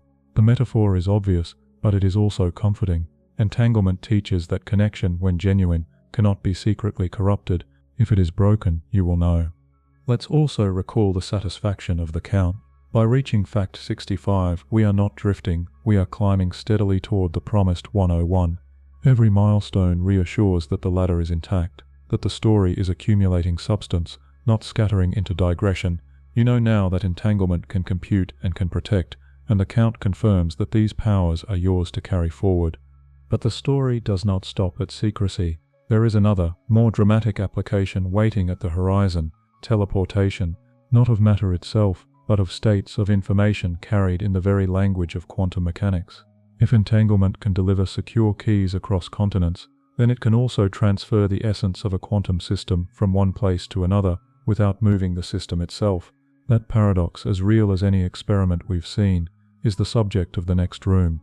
So close this section with 5 anchors held clearly in mind: entangled key distribution, measurable security, real-world deployments, continent-spanning calls, and the dream of a quantum internet.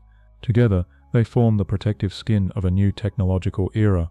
And now, prepare yourself, because the next fact you meet will show that entanglement can not only protect information but move it across space in a way that once belonged only to science fiction. We have spoken of secrecy and networks, of photons whispering correlations across cities and skies, but now comes an even stranger gift of entanglement, one that sounds like fantasy, yet has been proven in the laboratory. This is our 66th great fact. Quantum teleportation allows the transfer of a quantum state from one location to another without moving the particle itself. What travels is not matter, but the full informational essence of a system, its precise configuration of probabilities reconstructed elsewhere, as if the original had leapt across space. That description feels impossible until you hear the details. Here is our 67th fact. The first successful teleportation was achieved in 1997 with entangled photons. Researchers used an entangled pair as the channel, combined with a joint measurement on one particle and an unknown state, and then sent classical information to the distant lab. The result: the original state disappeared here and reappeared there, faithfully reconstructed. No material particle traveled, but the state itself, what made the system unique, moved. This was the first time teleportation stepped out of science fiction and into science. Now let's deepen the scale with our 68th fact. Teleportation has since been demonstrated across distances of more than 1,000 kilometers, even between ground stations and satellites. The feat required entangled photons fired through space, adaptive optics to tame turbulence, and detectors fast enough to catch fleeting signals. The principle held: a quantum description vanished at one location and emerged intact at another. What seemed a thought experiment became a robust technique, visible in logs of correlated clicks that left no doubt. If that already feels overwhelming, the next anchor will surprise you even more. Here is our 69th fact. Teleportation has been achieved not only between distant stations, but also on chips, moving states between quantum processors on the same piece of hardware. In superconducting qubits and ion traps, teleportation protocols shuttle quantum information across nodes without wires carrying the actual state. Instead, entanglement provides the invisible bridge, while classical signals complete the transfer. This is how a future quantum internet will function: nodes joined by teleportation, not by copying bits. Finally, our 70th fact. Teleportation is essential because quantum states cannot be cloned. The no-cloning theorem is a strict law. Trying to copy an unknown quantum state perfectly is impossible. Teleportation solves this by transferring the state in a way that erases it from the sender while recreating it at the receiver. It is not duplication but relocation, ensuring both the integrity of the state and the honesty of the process. This principle makes teleportation not a gimmick but a foundation of quantum communication. Now, let's hold these 5 together. First, teleportation moves states, not matter. Second, it was first realized with photons in the late 1990s. Third, it has spanned distances as large as 1,000 kilometers. Fourth, it has been implemented on chips bridging processors within a device. Fifth, it obeys the no-cloning rule, transferring states without duplication. Each fact sharpens teleportation from fantasy into a practical, law-abiding protocol. The philosophical weight is immense. Teleportation tells you that identity, in the quantum sense, is not bound to a particle's body but to its state. The particle is merely the stage, the performance is the state, and that performance can be moved. Imagine what that means for your notion of existence. If the essential information can travel without the body, then perhaps the deepest level of reality is more about patterns than about pieces. Of course, teleportation is not what Hollywood imagined. No human will vanish from one pod and appear in another. Matter is not transmitted. What is transmitted is the informational DNA of a quantum system, enabling a perfect recreation at the destination, yet even this limited form carries staggering implications. It suggests a world where information, not substance, is the true unit of mobility. Engineers see teleportation not as spectacle, but as architecture. It is how future quantum repeaters will pass entanglement across vast distances, how processors will link into networks, how quantum memories will be refreshed without corruption. Teleportation is the circulatory system of a coming quantum internet. Without it, distance remains a burden. With it, distance becomes irrelevant. And satisfaction deepens as we count. We have now reached fact 70. Each number is both a milestone and a promise kept. The tally confirms progress, confirms accumulation, confirms that your patience is rewarded with the steady rise toward 101. You have not wandered, you have climbed. So now the question turns inward. If particles can teleport states, could living systems, even human brains, ever show traces of such quantum exchange? Some scientists whisper this possibility, though evidence remains elusive. It is the next boundary of speculation, where biology brushes against physics, and where the mystery of consciousness meets the riddle of entanglement. That is the door we open next. For now, hold your 5 new anchors: teleportation of states, photons as the first medium, satellite-scale demonstrations, chip-level transfers, and the no-cloning rule. Together, they shift entanglement from communication to relocation, and beyond that threshold waits the possibility of quantum processes in life itself, a territory as strange as any we have visited yet. So far, entanglement has revealed itself in photons, atoms, and chips, but now we enter a more delicate frontier: life itself. Could these strange links have any bearing on human thought or biology? Here is our 71st big fact. Some scientists have proposed that the human brain might exploit quantum effects, including entanglement, to support consciousness. The idea lives most famously in theories involving microtubules, tiny scaffolding structures inside neurons, that might preserve quantum coherence long enough to influence neural firing. While highly controversial, the suggestion alone shows how far entanglement has traveled from physics labs into debates about the mind. And now, to add weight to that speculation, here comes our 72nd fact. Experiments have hinted that biological systems may display entangled states. In controlled conditions, pairs of ions, and even certain protein molecules, have shown signs of non-classical correlations, suggesting that biology may not always collapse into classical order as quickly as expected. If life has evolved to exploit such subtle connections, it means that entanglement is not confined to engineered crystals and superconducting loops. It could be part of the machinery of living organisms. Still, caution is necessary, and that gives us our 73rd fact. While hypotheses about quantum brain processes are fascinating, they remain unproven. Decoherence, the loss of quantum order due to environmental noise, happens quickly at biological temperatures, making it unlikely for large-scale brain functions to rely directly on entanglement. Current neuroscience explains most phenomena without quantum leaps. Yet the door is not closed, because experiments continue to test whether specialized structures in cells might be designed to protect fragile quantum states. The balance of skepticism and curiosity keeps this debate alive. And to complete this sequence, our 74th fact. Although no evidence yet proves brain-wide entanglement, the possibility that living systems at least use quantum processes already shifted biology. Studies of photosynthesis and bird navigation, which we will see soon, show entanglement or related effects in action, albeit briefly. Even if the brain does not use entanglement to produce consciousness, nature itself has already demonstrated that biology can tune into quantum resources. This realization prepares us to look more seriously at life through a quantum lens. Now pause and gather these 4. First, the hypothesis of quantum consciousness in microtubules. Second, experimental hints of entangled states in biological molecules. Third, the caution that no definitive proof exists at brain scale.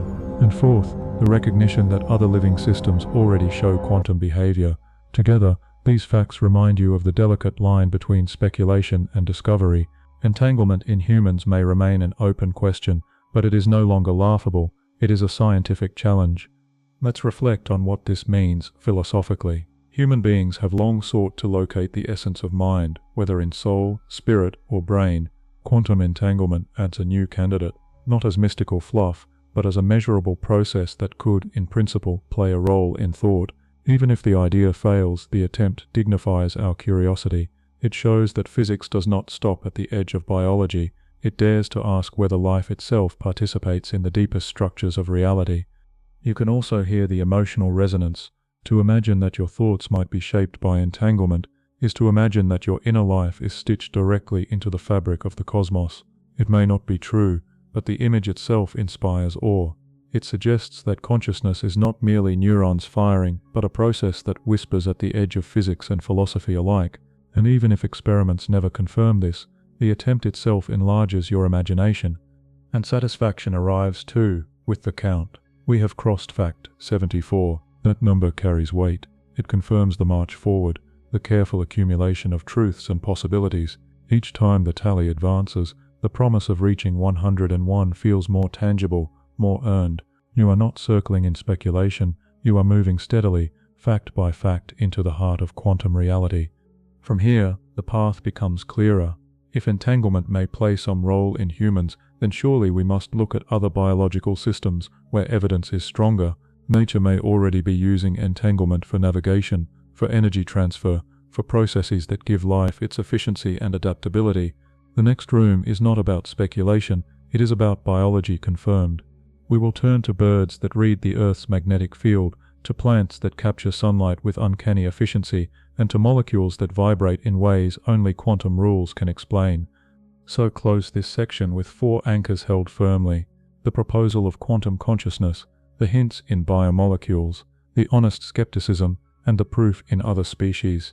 Together they form a bridge between imagination and evidence, and across that bridge we will now walk into a world where entanglement is not a rumor, but a working tool of life itself. The question we left hanging was whether life itself uses entanglement, not just in theory, but in practice. The answer is yes, and it comes with some of the most surprising experiments of the last 2 decades. Let us begin with our 75th great fact. Migratory birds appear to navigate using a quantum compass that depends on entanglement. In the retinas of certain species, molecules called cryptochromes absorb photons of light, creating pairs of electrons whose spins become entangled. These entangled pairs are sensitive to Earth's weak magnetic field, influencing chemical reactions in a way that provides directional information. Without entanglement, the compass would not work. And now for our 76th fact. Photosynthesis, the fundamental process that powers nearly all life on Earth, may also rely on quantum effects. When plants capture sunlight, excitations travel through networks of molecules toward reaction centers. Experiments using ultra-fast spectroscopy have shown oscillations consistent with quantum coherence and possibly entanglement, helping the energy take multiple paths at once until it finds the most efficient route. In other words, nature has engineered an algorithm far older and far smarter than our computers, one that makes plants nearly perfect in their use of light. From navigation and photosynthesis, we step to metabolism itself. Here comes our 77th fact. Enzymes, the proteins that speed up chemical reactions in the body, may exploit quantum tunneling, enhanced by entanglement. In some reactions, particles such as protons or electrons appear to move through barriers they should not cross classically, arriving at their destinations faster than expected. Theoretical models suggest that entanglement between the tunneling particle and its environment helps stabilize these improbable leaps, making life's chemistry more efficient than mere chance would allow. The next anchor arrives through an unexpected sense: smell. This is our 78th fact. One theory of olfaction suggests that entanglement and quantum vibrations help the nose detect scents. Traditional models say that receptors identify molecules by shape, like locks and keys, but experiments have shown that 2 molecules of identical shape but different vibrational frequencies can smell different. The quantum explanation is that entanglement between electrons and vibrational modes allows receptors to detect energy resonances, not just form. If true, it means even the fragrance of a rose carries a quantum signature. And here is the 79th fact to complete this chapter. Entanglement in biology is not a fringe curiosity, it is increasingly accepted as a working principle. While debate continues over the details, the evidence from birds, plants, enzymes, and olfaction shows that living systems have evolved ways to harness fragile quantum effects in noisy, warm environments. Life, it seems, has found strategies to preserve coherence and entanglement long enough to gain survival advantages. Evolution, without equations, has been a quantum engineer. Let's weave these 5 into a single thread. First, birds orient themselves by entangled electron spins. Second, plants use entanglement-like coherence to guide sunlight into energy. Third, enzymes may accelerate reactions by entangled tunneling. Fourth, the nose may smell quantum vibrations. And fifth, biology as a whole shows growing evidence of entanglement at work.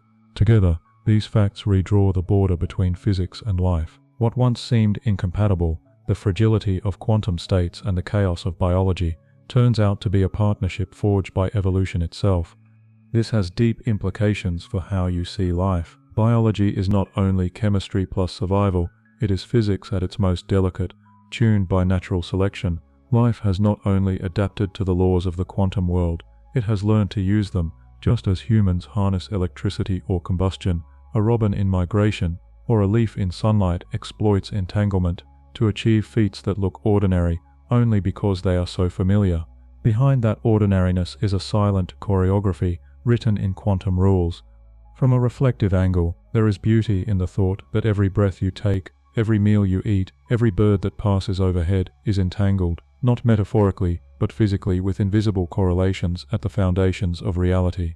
Your body, like all bodies, is not separate from quantum strangeness, it is built upon it. You walk through a world sustained by processes that weave coherence into metabolism, navigation, and perception. You are already a participant in quantum life, whether you notice or not. And satisfaction arrives again with the count. With fact 79, we see how far we've come, from Einstein's worry to Bell's theorem, from photons in labs to satellites in orbit, from computation and cryptography to photosynthesis and bird flight. The facts have accumulated like steps on a spiral staircase. You can feel the climb, not rushed but steady, carrying you closer to the 101 you were promised. Each milestone is not just a number, but a reminder that the story is unfolding in full. The natural question now is, if entanglement shows up in biology, what does it say about reality itself? Does it hint that multiple worlds exist, with entanglement as the bridge? Some interpretations suggest exactly that every measurement, every collapse, every bird guided by Earth's field may also be echoing in parallel universes. Our next chapter opens that door, from biology to the multiverse, where entanglement stops being only a tool and becomes a clue to other possible realities. So let's close this section with 5 anchors: quantum compasses in birds, quantum efficiency in photosynthesis, quantum tunneling in enzymes, quantum vibrations in smell, and the recognition of entanglement as a natural evolutionary resource. Hold them together, and they tell you this: life is not separate from the strangeness of physics, life is its flowering. And with that, we step into the next horizon, one where entanglement is not only of this universe, but perhaps of many. Biology has already shown us that entanglement is not confined to physics laboratories, it threads through life itself. But now we enter a domain even more dizzying, the possibility that entanglement connects not only parts of this universe, but bridges to other universes. So let us begin with our 80th great fact. Some interpretations of quantum mechanics, most notably the many worlds interpretation, suggest that every entangled measurement branches reality. Each possible outcome becomes real, not discarded, but played out in a parallel world. In this picture, entanglement is not just correlation, it is the stitching that keeps branching universes aligned. And now comes another fact, number 81. According to this interpretation, when 2 particles are entangled, their outcomes are correlated, not because information passes between them, but because both exist in a larger multiverse wave function. Each branch holds a different outcome, yet entanglement ensures that across branches, the results remain consistent. Imagine 2 dice rolled in different universes, always showing sums that match, an invisible accounting system that spans realities. We now step to our next anchor, fact 82. Experiments that test non-locality can be reinterpreted through this lens. The apparent instantaneous link between distant particles does not require faster-than-light communication if you assume that both particles are already part of a single universal wave function. What you see as spooky action is, from the many worlds view, nothing more than different universes maintaining their bookkeeping. The strangeness shifts from how do particles talk instantly to how many versions of reality exist at once. But let's sharpen the image further with fact 83. Entanglement may serve as the bridge that defines which branches remain connected. Some researchers argue that entanglement patterns shape the way different worlds cohere or diverge. The branching may be infinite, but entanglement ensures consistency where it matters. Without it, universes would drift apart incoherently, breaking the laws of physics in every branch. Entanglement is the hidden contract that keeps parallel worlds lawful. Finally, here is fact 84. While the multiverse remains untestable in the direct sense, entanglement experiments at least suggest that reality is bigger than our immediate perception. Whether through many worlds, relational interpretations, or holographic models, the recurring message is the same. Entanglement forces us to accept that reality may extend beyond the visible universe. Each experiment does not prove the multiverse, but it whispers that our current frame might be too small. Now gather these 5 into one. First, the branching of worlds in many worlds. Second, entangled outcomes as consistency across branches. Third, experiments reframed as multiversal bookkeeping. Fourth, entanglement as the glue that holds branches lawful. Fifth, the hint that reality itself may be larger than our visible universe. Together, these facts stretch your imagination beyond distance, beyond biology, beyond the cosmos itself. This leads to reflection. What would it mean if every choice, every measurement, every particle's outcome exists in parallel, entangled with its siblings across universes? It would mean that your life is not singular, but manifold, that each decision is both taken and not taken, each path both followed and left behind. Entanglement, in this vision, is not only a scientific fact, but a philosophical mirror. You are not only the life you remember, but also the lives you did not live. And here comes the emotional weight. If reality is branching, then you are not only connected to people in this world, but also to versions of them in others. Every conversation, every bond, every loss echoes across countless realities, stitched together by entanglement into a web larger than imagination. Some may find this overwhelming, even frightening. Others may find it liberating. The physics does not settle the feeling, but it gives the possibility structure. Satisfaction builds as we number the facts. Reaching fact 84 places us 3/4 of the way to 101. Each milestone confirms the promise is being kept, each fact layered upon the last with care. You are not wandering into fantasy, you are climbing through a structured ascent, each rung measured and numbered, each step drawing you closer to the summit. But before the multiverse swallows all, remember this: entanglement is not only about possibility, it is also about time. If it can link universes, perhaps it can also link past and future, bending causality itself. That is where we go next, into delayed choice experiments, retro-causality, and the strange ways entanglement whispers that the arrow of time may not be as strict as we think. So let's close this section with 5 anchors: the branching of worlds, the universal wave function, the bookkeeping of outcomes, entanglement as glue, and the possibility of larger realities. Hold them, let them expand your sense of scale, and prepare, because the next facts will not stretch space outward, but time itself backward. We have stretched entanglement across distance, across life, and even across possible worlds, but now we let it bend the very order of time itself. This is our 85th big fact. Entanglement challenges the linearity of cause and effect through delayed choice experiments, where a decision made after a particle has traveled seems to influence how it behaved in the past. The outcome is not that time runs backward, but that the moment of measurement completes the story, regardless of when the choice is made. The effect is as if the future lends a script to the past. And now comes another revelation, our 86th fact. John Wheeler's famous delayed choice experiment showed that whether a photon acts like a particle or a wave can depend on a decision made after it has already passed through part of the apparatus. Add entanglement into the mix, and the puzzle deepens. Pairs of photons seem to coordinate outcomes retroactively, as though the question asked later helps decide what was real earlier. These results are not mistakes, they are repeated in labs worldwide. We move to the next anchor, fact 87. Entanglement swapping pushes the paradox further. In this protocol, 2 particles that never interacted can become entangled after their partners are measured. Even stranger, the decision to perform the swapping can be delayed until after the particles are already gone, and yet when the data are compared, the entanglement is there. The act of asking a late question, rewrites the structure of what was true all along. Our 88th fact builds directly on this. Experiments have shown that delayed choice entanglement swapping is not just theoretical, it has been carried out with photons across large distances. Two labs decide after detection whether to swap partners, and the correlations appear accordingly. If you take classical intuition seriously, it feels like time has been broken. But in quantum mechanics, there was never a strict timeline, only a global consistency that holds once all data are in. Finally, fact 89. These results suggest that time in quantum mechanics may not flow the way you experience it. Instead of past causing present causing future, the universe may obey a block-like structure where events are tied together by consistency rather than sequence. Entanglement acts not across space alone, but across time, weaving a tapestry where before and after are less absolute than we once believed. Now pause with these 5. First, delayed choice experiments suggest measurement can influence past behavior. Second, Wheeler's setup proved decisions made later matter earlier.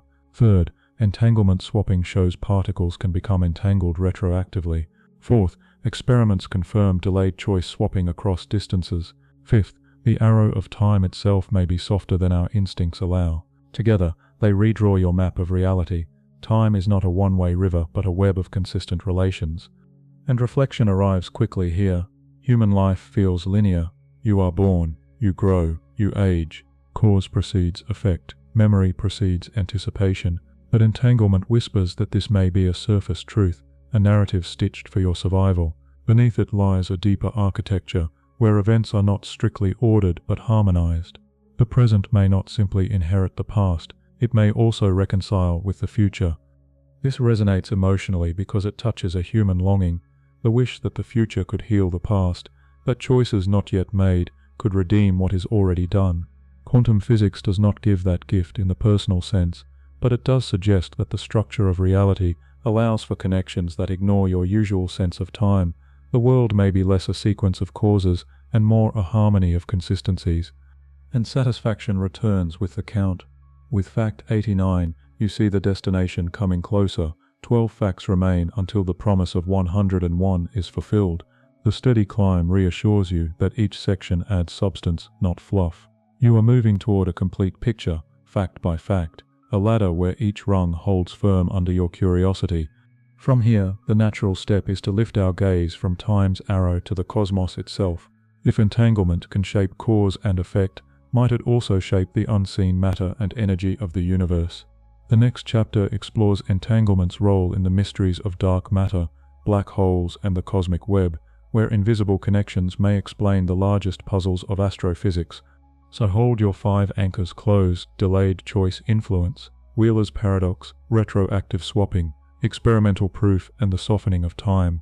Together they teach you that reality is not chained to chronology, but woven into a timeless pattern. And with that, we walk forward out of time's comfort and into the dark expanses of the universe itself. The last step bent time until its arrow seemed less absolute. Now we take a broader leap. What role might entanglement play in the largest mysteries of the cosmos? Let us begin with our 90th great fact. Some researchers propose that entanglement may help explain the elusive phenomenon of dark matter. While dark matter has not been directly observed, its gravitational effects shape galaxies and clusters. One hypothesis suggests that hidden entangled fields or particles could leave collective imprints on cosmic structure, mimicking the pull of unseen mass. Entanglement, in this sense, might be part of the invisible skeleton of the universe. Now to our 91st fact. Entanglement is also being studied in relation to dark energy, the mysterious pressure accelerating the expansion of the universe. Certain models suggest that long-range entanglement in the quantum vacuum contributes an energy density that appears as cosmic repulsion. If this is true, then the universe's expansion is not only a consequence of unknown particles or constants, but of the entanglement patterns woven into empty space itself. And here comes our 92nd fact. Black holes, once thought of as silent voids, now appear deeply tied to entanglement. The famous black hole information paradox arises from the question of whether information swallowed by a black hole is lost forever.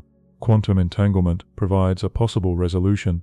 Information may be preserved in the correlations between particles emitted as Hawking radiation and those inside the event horizon. In other words, Entanglement could be the channel through which the universe keeps its bookkeeping, even in the most extreme conditions. Let's deepen this with our 93rd fact. The geometry of space-time inside black holes, and perhaps everywhere, may be built from entanglement itself. A bold idea known as EREPR proposes that Einstein-Rosen bridges wormholes are equivalent to entangled particle pairs. In this view, space-time connectivity emerges directly from quantum entanglement, and the bridge between black holes is not only metaphorical but physical. Entanglement and wormholes may be two sides of the same coin. Finally, fact 94. The large-scale structure of the cosmos, the cosmic web stretching billions of light-years, may encode signatures of primordial entanglement. Quantum fluctuations in the early universe, entangled at birth, could have stretched with inflation to seed galaxies and clusters. The map of galaxies you see today may still carry the faint fingerprints of quantum entanglement written across the sky. The largest scales of reality might preserve whispers of the smallest. Now let us pause and hold these 5. First, entanglement as a candidate for dark matter effects. Second, entanglement as a source of dark energy's push. Third, entanglement preserving information in black holes. Fourth, entanglement as the foundation of wormholes and space-time geometry. Fifth, entanglement leaving imprints on the cosmic web itself. Together, they extend entanglement from the laboratory, not just to life or time, but to the very structure and destiny of the universe. The reflection here is profound.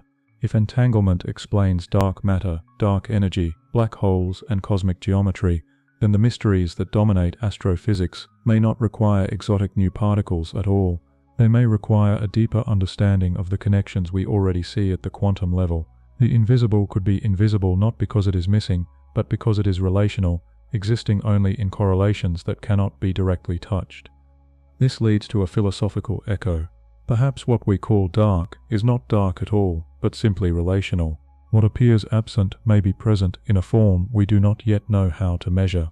Much as trust, love, or memory are invisible yet real in human life, so too entanglement may be the unseen glue that holds galaxies, energy, and space-time together. The cosmos might be less about things, and more about the ways those things remain bound. And now satisfaction again, as we count. With fact 94, you are only 7 steps from the promised summit of 101. Each step is careful, each fact distinct, yet they accumulate into a ladder you can feel underfoot. The promise is being kept. You are not adrift in speculation, but moving with certainty toward a final tally. Where does this lead? Naturally, to reflection itself. If entanglement can shape physics on all scales, what does that say about freedom, choice, and destiny? Are we entangled not only in matter, but in meaning? The next section is philosophy, about free will, determinism, and the strange suggestion that entanglement might echo in human dilemmas as much as in quantum puzzles. So let us close with 5 anchors: entanglement as dark matter's shadow, as dark energy's pressure, as black hole bookkeeping, as space-time's wormhole fabric, and as the cosmic web's ancient fingerprint. Hold them together, and they show you that entanglement is not small. It is perhaps the deepest architecture of the cosmos itself. We have just seen entanglement woven into the very structure of the cosmos, perhaps as dark matter, dark energy, even space-time itself. But now comes a more intimate turn. What does entanglement mean for us, for freedom, choice, and meaning? Let us begin with our 95th big fact. Entanglement raises sharp questions about free will, because the outcomes of measurements are not determined until they are observed, yet they remain correlated in ways no hidden plan can explain. This forces us to ask, if particles themselves do not carry pre-written answers, then how free are our own choices? Are we writing reality as we go, or are we following correlations already scripted? And here flows our 96th fact. Experiments have shown that entangled correlations persist even when measurement settings are chosen using distant cosmic sources, like light from quasars billions of years old. These cosmic Bell tests were designed to rule out the possibility that hidden conspiracies predetermined outcomes. The results confirmed again that no such classical script exists. The universe seems to allow genuine indeterminacy, and yet within that indeterminacy, perfect consistency emerges. Choice in this framework is real, but it is also entangled with choices made elsewhere. Now comes a subtler anchor, our 97th fact. Entanglement suggests that individuality is incomplete. Just as a particle cannot be described fully without reference to its partner, perhaps humans too are not reducible to isolated selves. Neuroscience and psychology may not need quantum mechanics to make this point, but entanglement provides a striking metaphor, and perhaps more. The lesson is that being is relational. Your actions and meanings may be as inseparable from others as entangled outcomes are inseparable across space. The next reveal is our 98th fact. Entanglement challenges determinism without collapsing into chaos. The universe is not a rigid clockwork, nor is it pure randomness. It is structured by probabilities, correlations, and symmetries. This middle ground echoes deeply in philosophy because it reflects the human condition. We are neither fully free nor fully bound, neither puppets nor chaos. Our lives, like particles, are shaped by hidden correlations, yet within them lies genuine openness. And finally, fact 99. Entanglement inspires a reinterpretation of destiny. If correlations exist before measurement but outcomes remain undecided, then reality is both constrained and free. Your path is not infinite, but it is not singular either. It is a branching corridor of possibilities, bound by correlations you cannot escape, but open to choices that matter. This is destiny, not as fatalism, but as a tapestry of relations, where freedom lies in how you step, not in whether the walls exist. Let's hold these 5 together. First, entanglement questions free will itself. Second, cosmic bell tests show the universe allows genuine choice. Third, individuality may be incomplete without relation. Fourth, determinism softens into a probabilistic middle ground. Fifth, destiny becomes a tapestry of constraints and freedom. Together, they elevate entanglement from physics to philosophy, from particles to people, from laboratory to life. Reflection deepens here. What does it mean to live in an entangled world? It means your freedom is real, but never solitary. It means your choices ripple outward, not mechanically but relationally, shaping outcomes you cannot see. It means destiny is not a prison but a pattern, and you are both actor and audience in the same unfolding play. Quantum physics does not dictate human meaning, but it resonates with it, reminding us that even at the smallest scale, the universe values connection over isolation. The satisfaction of numbering grows intense now. With fact 99, you stand just 2 steps away from the summit, the 101 mind-blowing facts promised at the beginning. Every section has carried you forward, every milestone has been earned, and now the horizon is in sight. The end is not a collapse but a crescendo, where the final facts will not only complete the tally, but close the circle of meaning. From here, the story naturally shifts again toward the future. If entanglement can shape philosophy, it can also shape technology.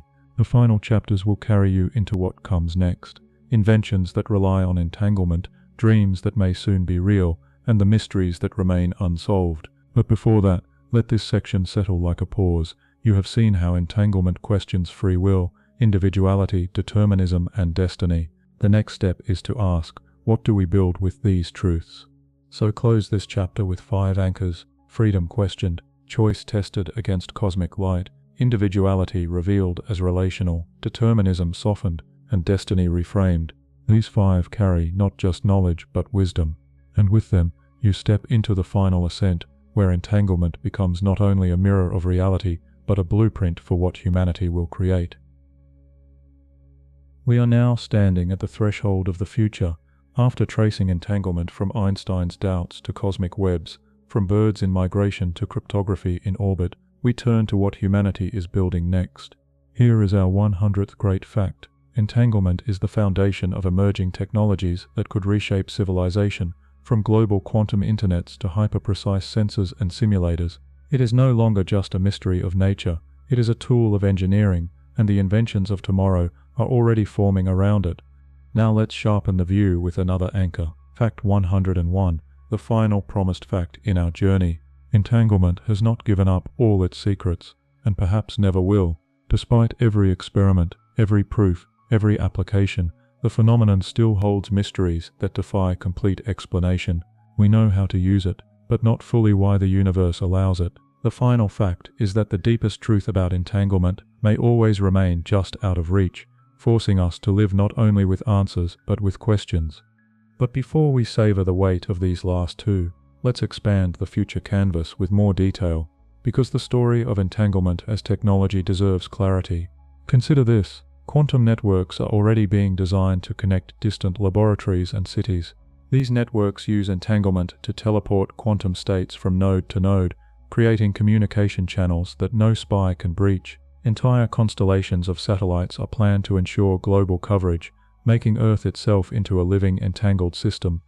And then there are sensors, quantum sensors, based on entanglement, promise to detect gravitational waves, geological shifts, and even brain activity with sensitivities unimaginable today. Because entangled states can be exquisitely tuned, they amplify signals that classical devices would lose in noise. Imagine doctors diagnosing illness without invasive scans, or geologists predicting earthquakes with uncanny precision, all by listening to the whispers of entanglement. In computing, the path is equally staggering. Machines with thousands of entangled qubits could simulate molecules so precisely that the design of new drugs, new materials, even new forms of energy becomes direct rather than trial and error. Climate models, optimization of global systems, artificial intelligence trained with quantum depth. Entanglement is not only a philosophical revelation, but a practical revolution in thought and invention. Philosophically, these technological dreams circle back to the same reflection. Connection is more powerful than isolation, just as entangled qubits outperform separate ones. Human societies may find their greatest power in shared networks of knowledge, cooperation, and trust. The metaphor is not forced, it is a lesson the universe itself seems to be teaching, again and again. And here the satisfaction blooms most fully. We have reached fact 100, and then fact 101. The promise that carried you through this journey has been fulfilled, every step accounted for. From the first fact, Einstein's spooky action at a distance, to the last, the eternal mystery of entanglement itself, you have climbed a complete arc. The count reassures you that the destination is real, but the story shows you that the destination is also only a beginning. The emotional resonance is sharp here. What do we do with knowledge that is both usable and incomprehensible? What do we build with a principle that secures our messages, powers our computers, shapes our cosmos, and yet refuses to surrender its deepest nature? The answer is both humble and bold. We live with it, we use it, we let it shape our imagination, we allow ourselves to be both practical and awed. So hold your anchors from this section. First, entanglement as the foundation of transformative technologies. Second, the unyielding truth that mystery remains. These are not only facts, but the closing chords of a symphony, a balance of certainty and wonder. And yet, even as the facts end, the journey does not. For entanglement is not something to finish, it is something to live with, to return to build upon. We are all, in a sense, entangled with our past, with our future, with each other, and with the universe that holds us. The journey has brought us here, to the final step, where the tally has already reached its promised 101. But before we bring it to rest, let us linger with the rhythm, stretching the lines like slow breaths. This last section is not about adding new facts, but about letting the facts you've collected settle into a whole like beads sliding into place on a single thread. Still, let us recall softly the first moment when our very first fact revealed Einstein's unease. That image of spooky action at a distance became our anchor, our entry into a story that refused to be confined, and step by step you gathered more. Photons entangled across benches and skies, atoms dancing in traps, qubits humming in circuits, birds using entanglement as compass, plants using it as guide for sunlight, satellites raining correlations across continents, black holes stitched together by invisible bridges, each one a step toward the 101. Notice how your memory now forms its own entangled web. Each fact alone is curious, but together they resonate. The first flows into the second sets up the 10th reappears in the 50th. Like particles across distance, these facts do not live in isolation, they live in relation, each illuminated by the others, each part of a pattern larger than itself. That is perhaps the greatest lesson. Knowledge itself is entangled, and to understand is to see connections. Let's breathe into that thought. Entanglement is not only about particles and photons, it is about us. Your thoughts are not separate, they arise in dialogue with memory, context, and the presence of others. Your choices are not solitary, they ripple through families, communities, histories. Just as a photon's outcome makes sense only with its partners, your life makes sense only in relation. This is not a loss of individuality, but a richer definition of it, individuality within connection, freedom within correlation. And here, the rhythm softens. Let us recall the satisfaction of the count itself.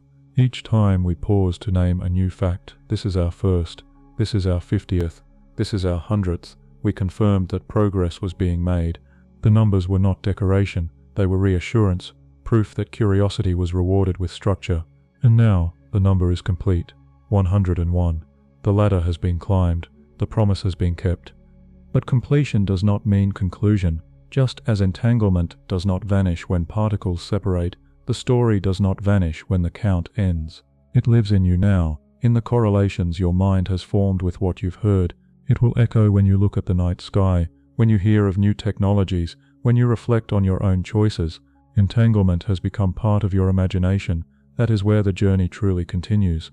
So let this final section serve as a soft landing. The pace slows, sentences lengthen, ideas loosen their grip and dissolve into reflection. You have reached the end of the count, but not the end of wonder. What began as one fact, then became 10, then 101, now dissolves into something less countable, but no less real, the quiet recognition that reality is more mysterious, more relational, and more beautiful than we often allow ourselves to see. Stay with that recognition for a moment longer. Imagine the web of the cosmos, every particle and every person tied by invisible threads of relation. Imagine that you are part of that web, not on its edge, but woven through its center. Imagine that the 101 facts you've heard are not only about physics, but about being, about life itself entangled with meaning. And then let the numbers go, let the structure relax into silence, let the mind rest in the mystery that remains. And now, as we bring this script to its close, the rhythm slows even further, like a long exhale at the end of a day. You have heard 101 mind-bending facts about entanglement and reality, each one a note in a vast composition, each one a point in a constellation of thought. Together, they form not just knowledge, but a space of reflection. Feel the way the pace is softer now. The count has stopped. There is nothing more to accumulate, only to absorb. The mind, having climbed the ladder of facts, can now rest on the plateau of meaning. From Einstein's worry to satellites in orbit, from birds in migration to black holes bending space-time, you have seen entanglement thread its way through scales vast and small. That thread does not end here. It continues in the quiet curiosity you carry forward. Let your thoughts drift slowly through what you've learned, not to analyze but to notice. Notice how each fact opened a window. Notice how wonder stayed present, even as numbers ticked higher. Notice that science and philosophy met, not in conflict, but in harmony. And now, let the words stretch thin. Let them dissolve into the silence between them. You have reached the end of the story, but the story itself, entanglement, has no end. It is still happening, everywhere, always. You are part of it, you always have been. Rest in that truth, let it settle, let it be enough.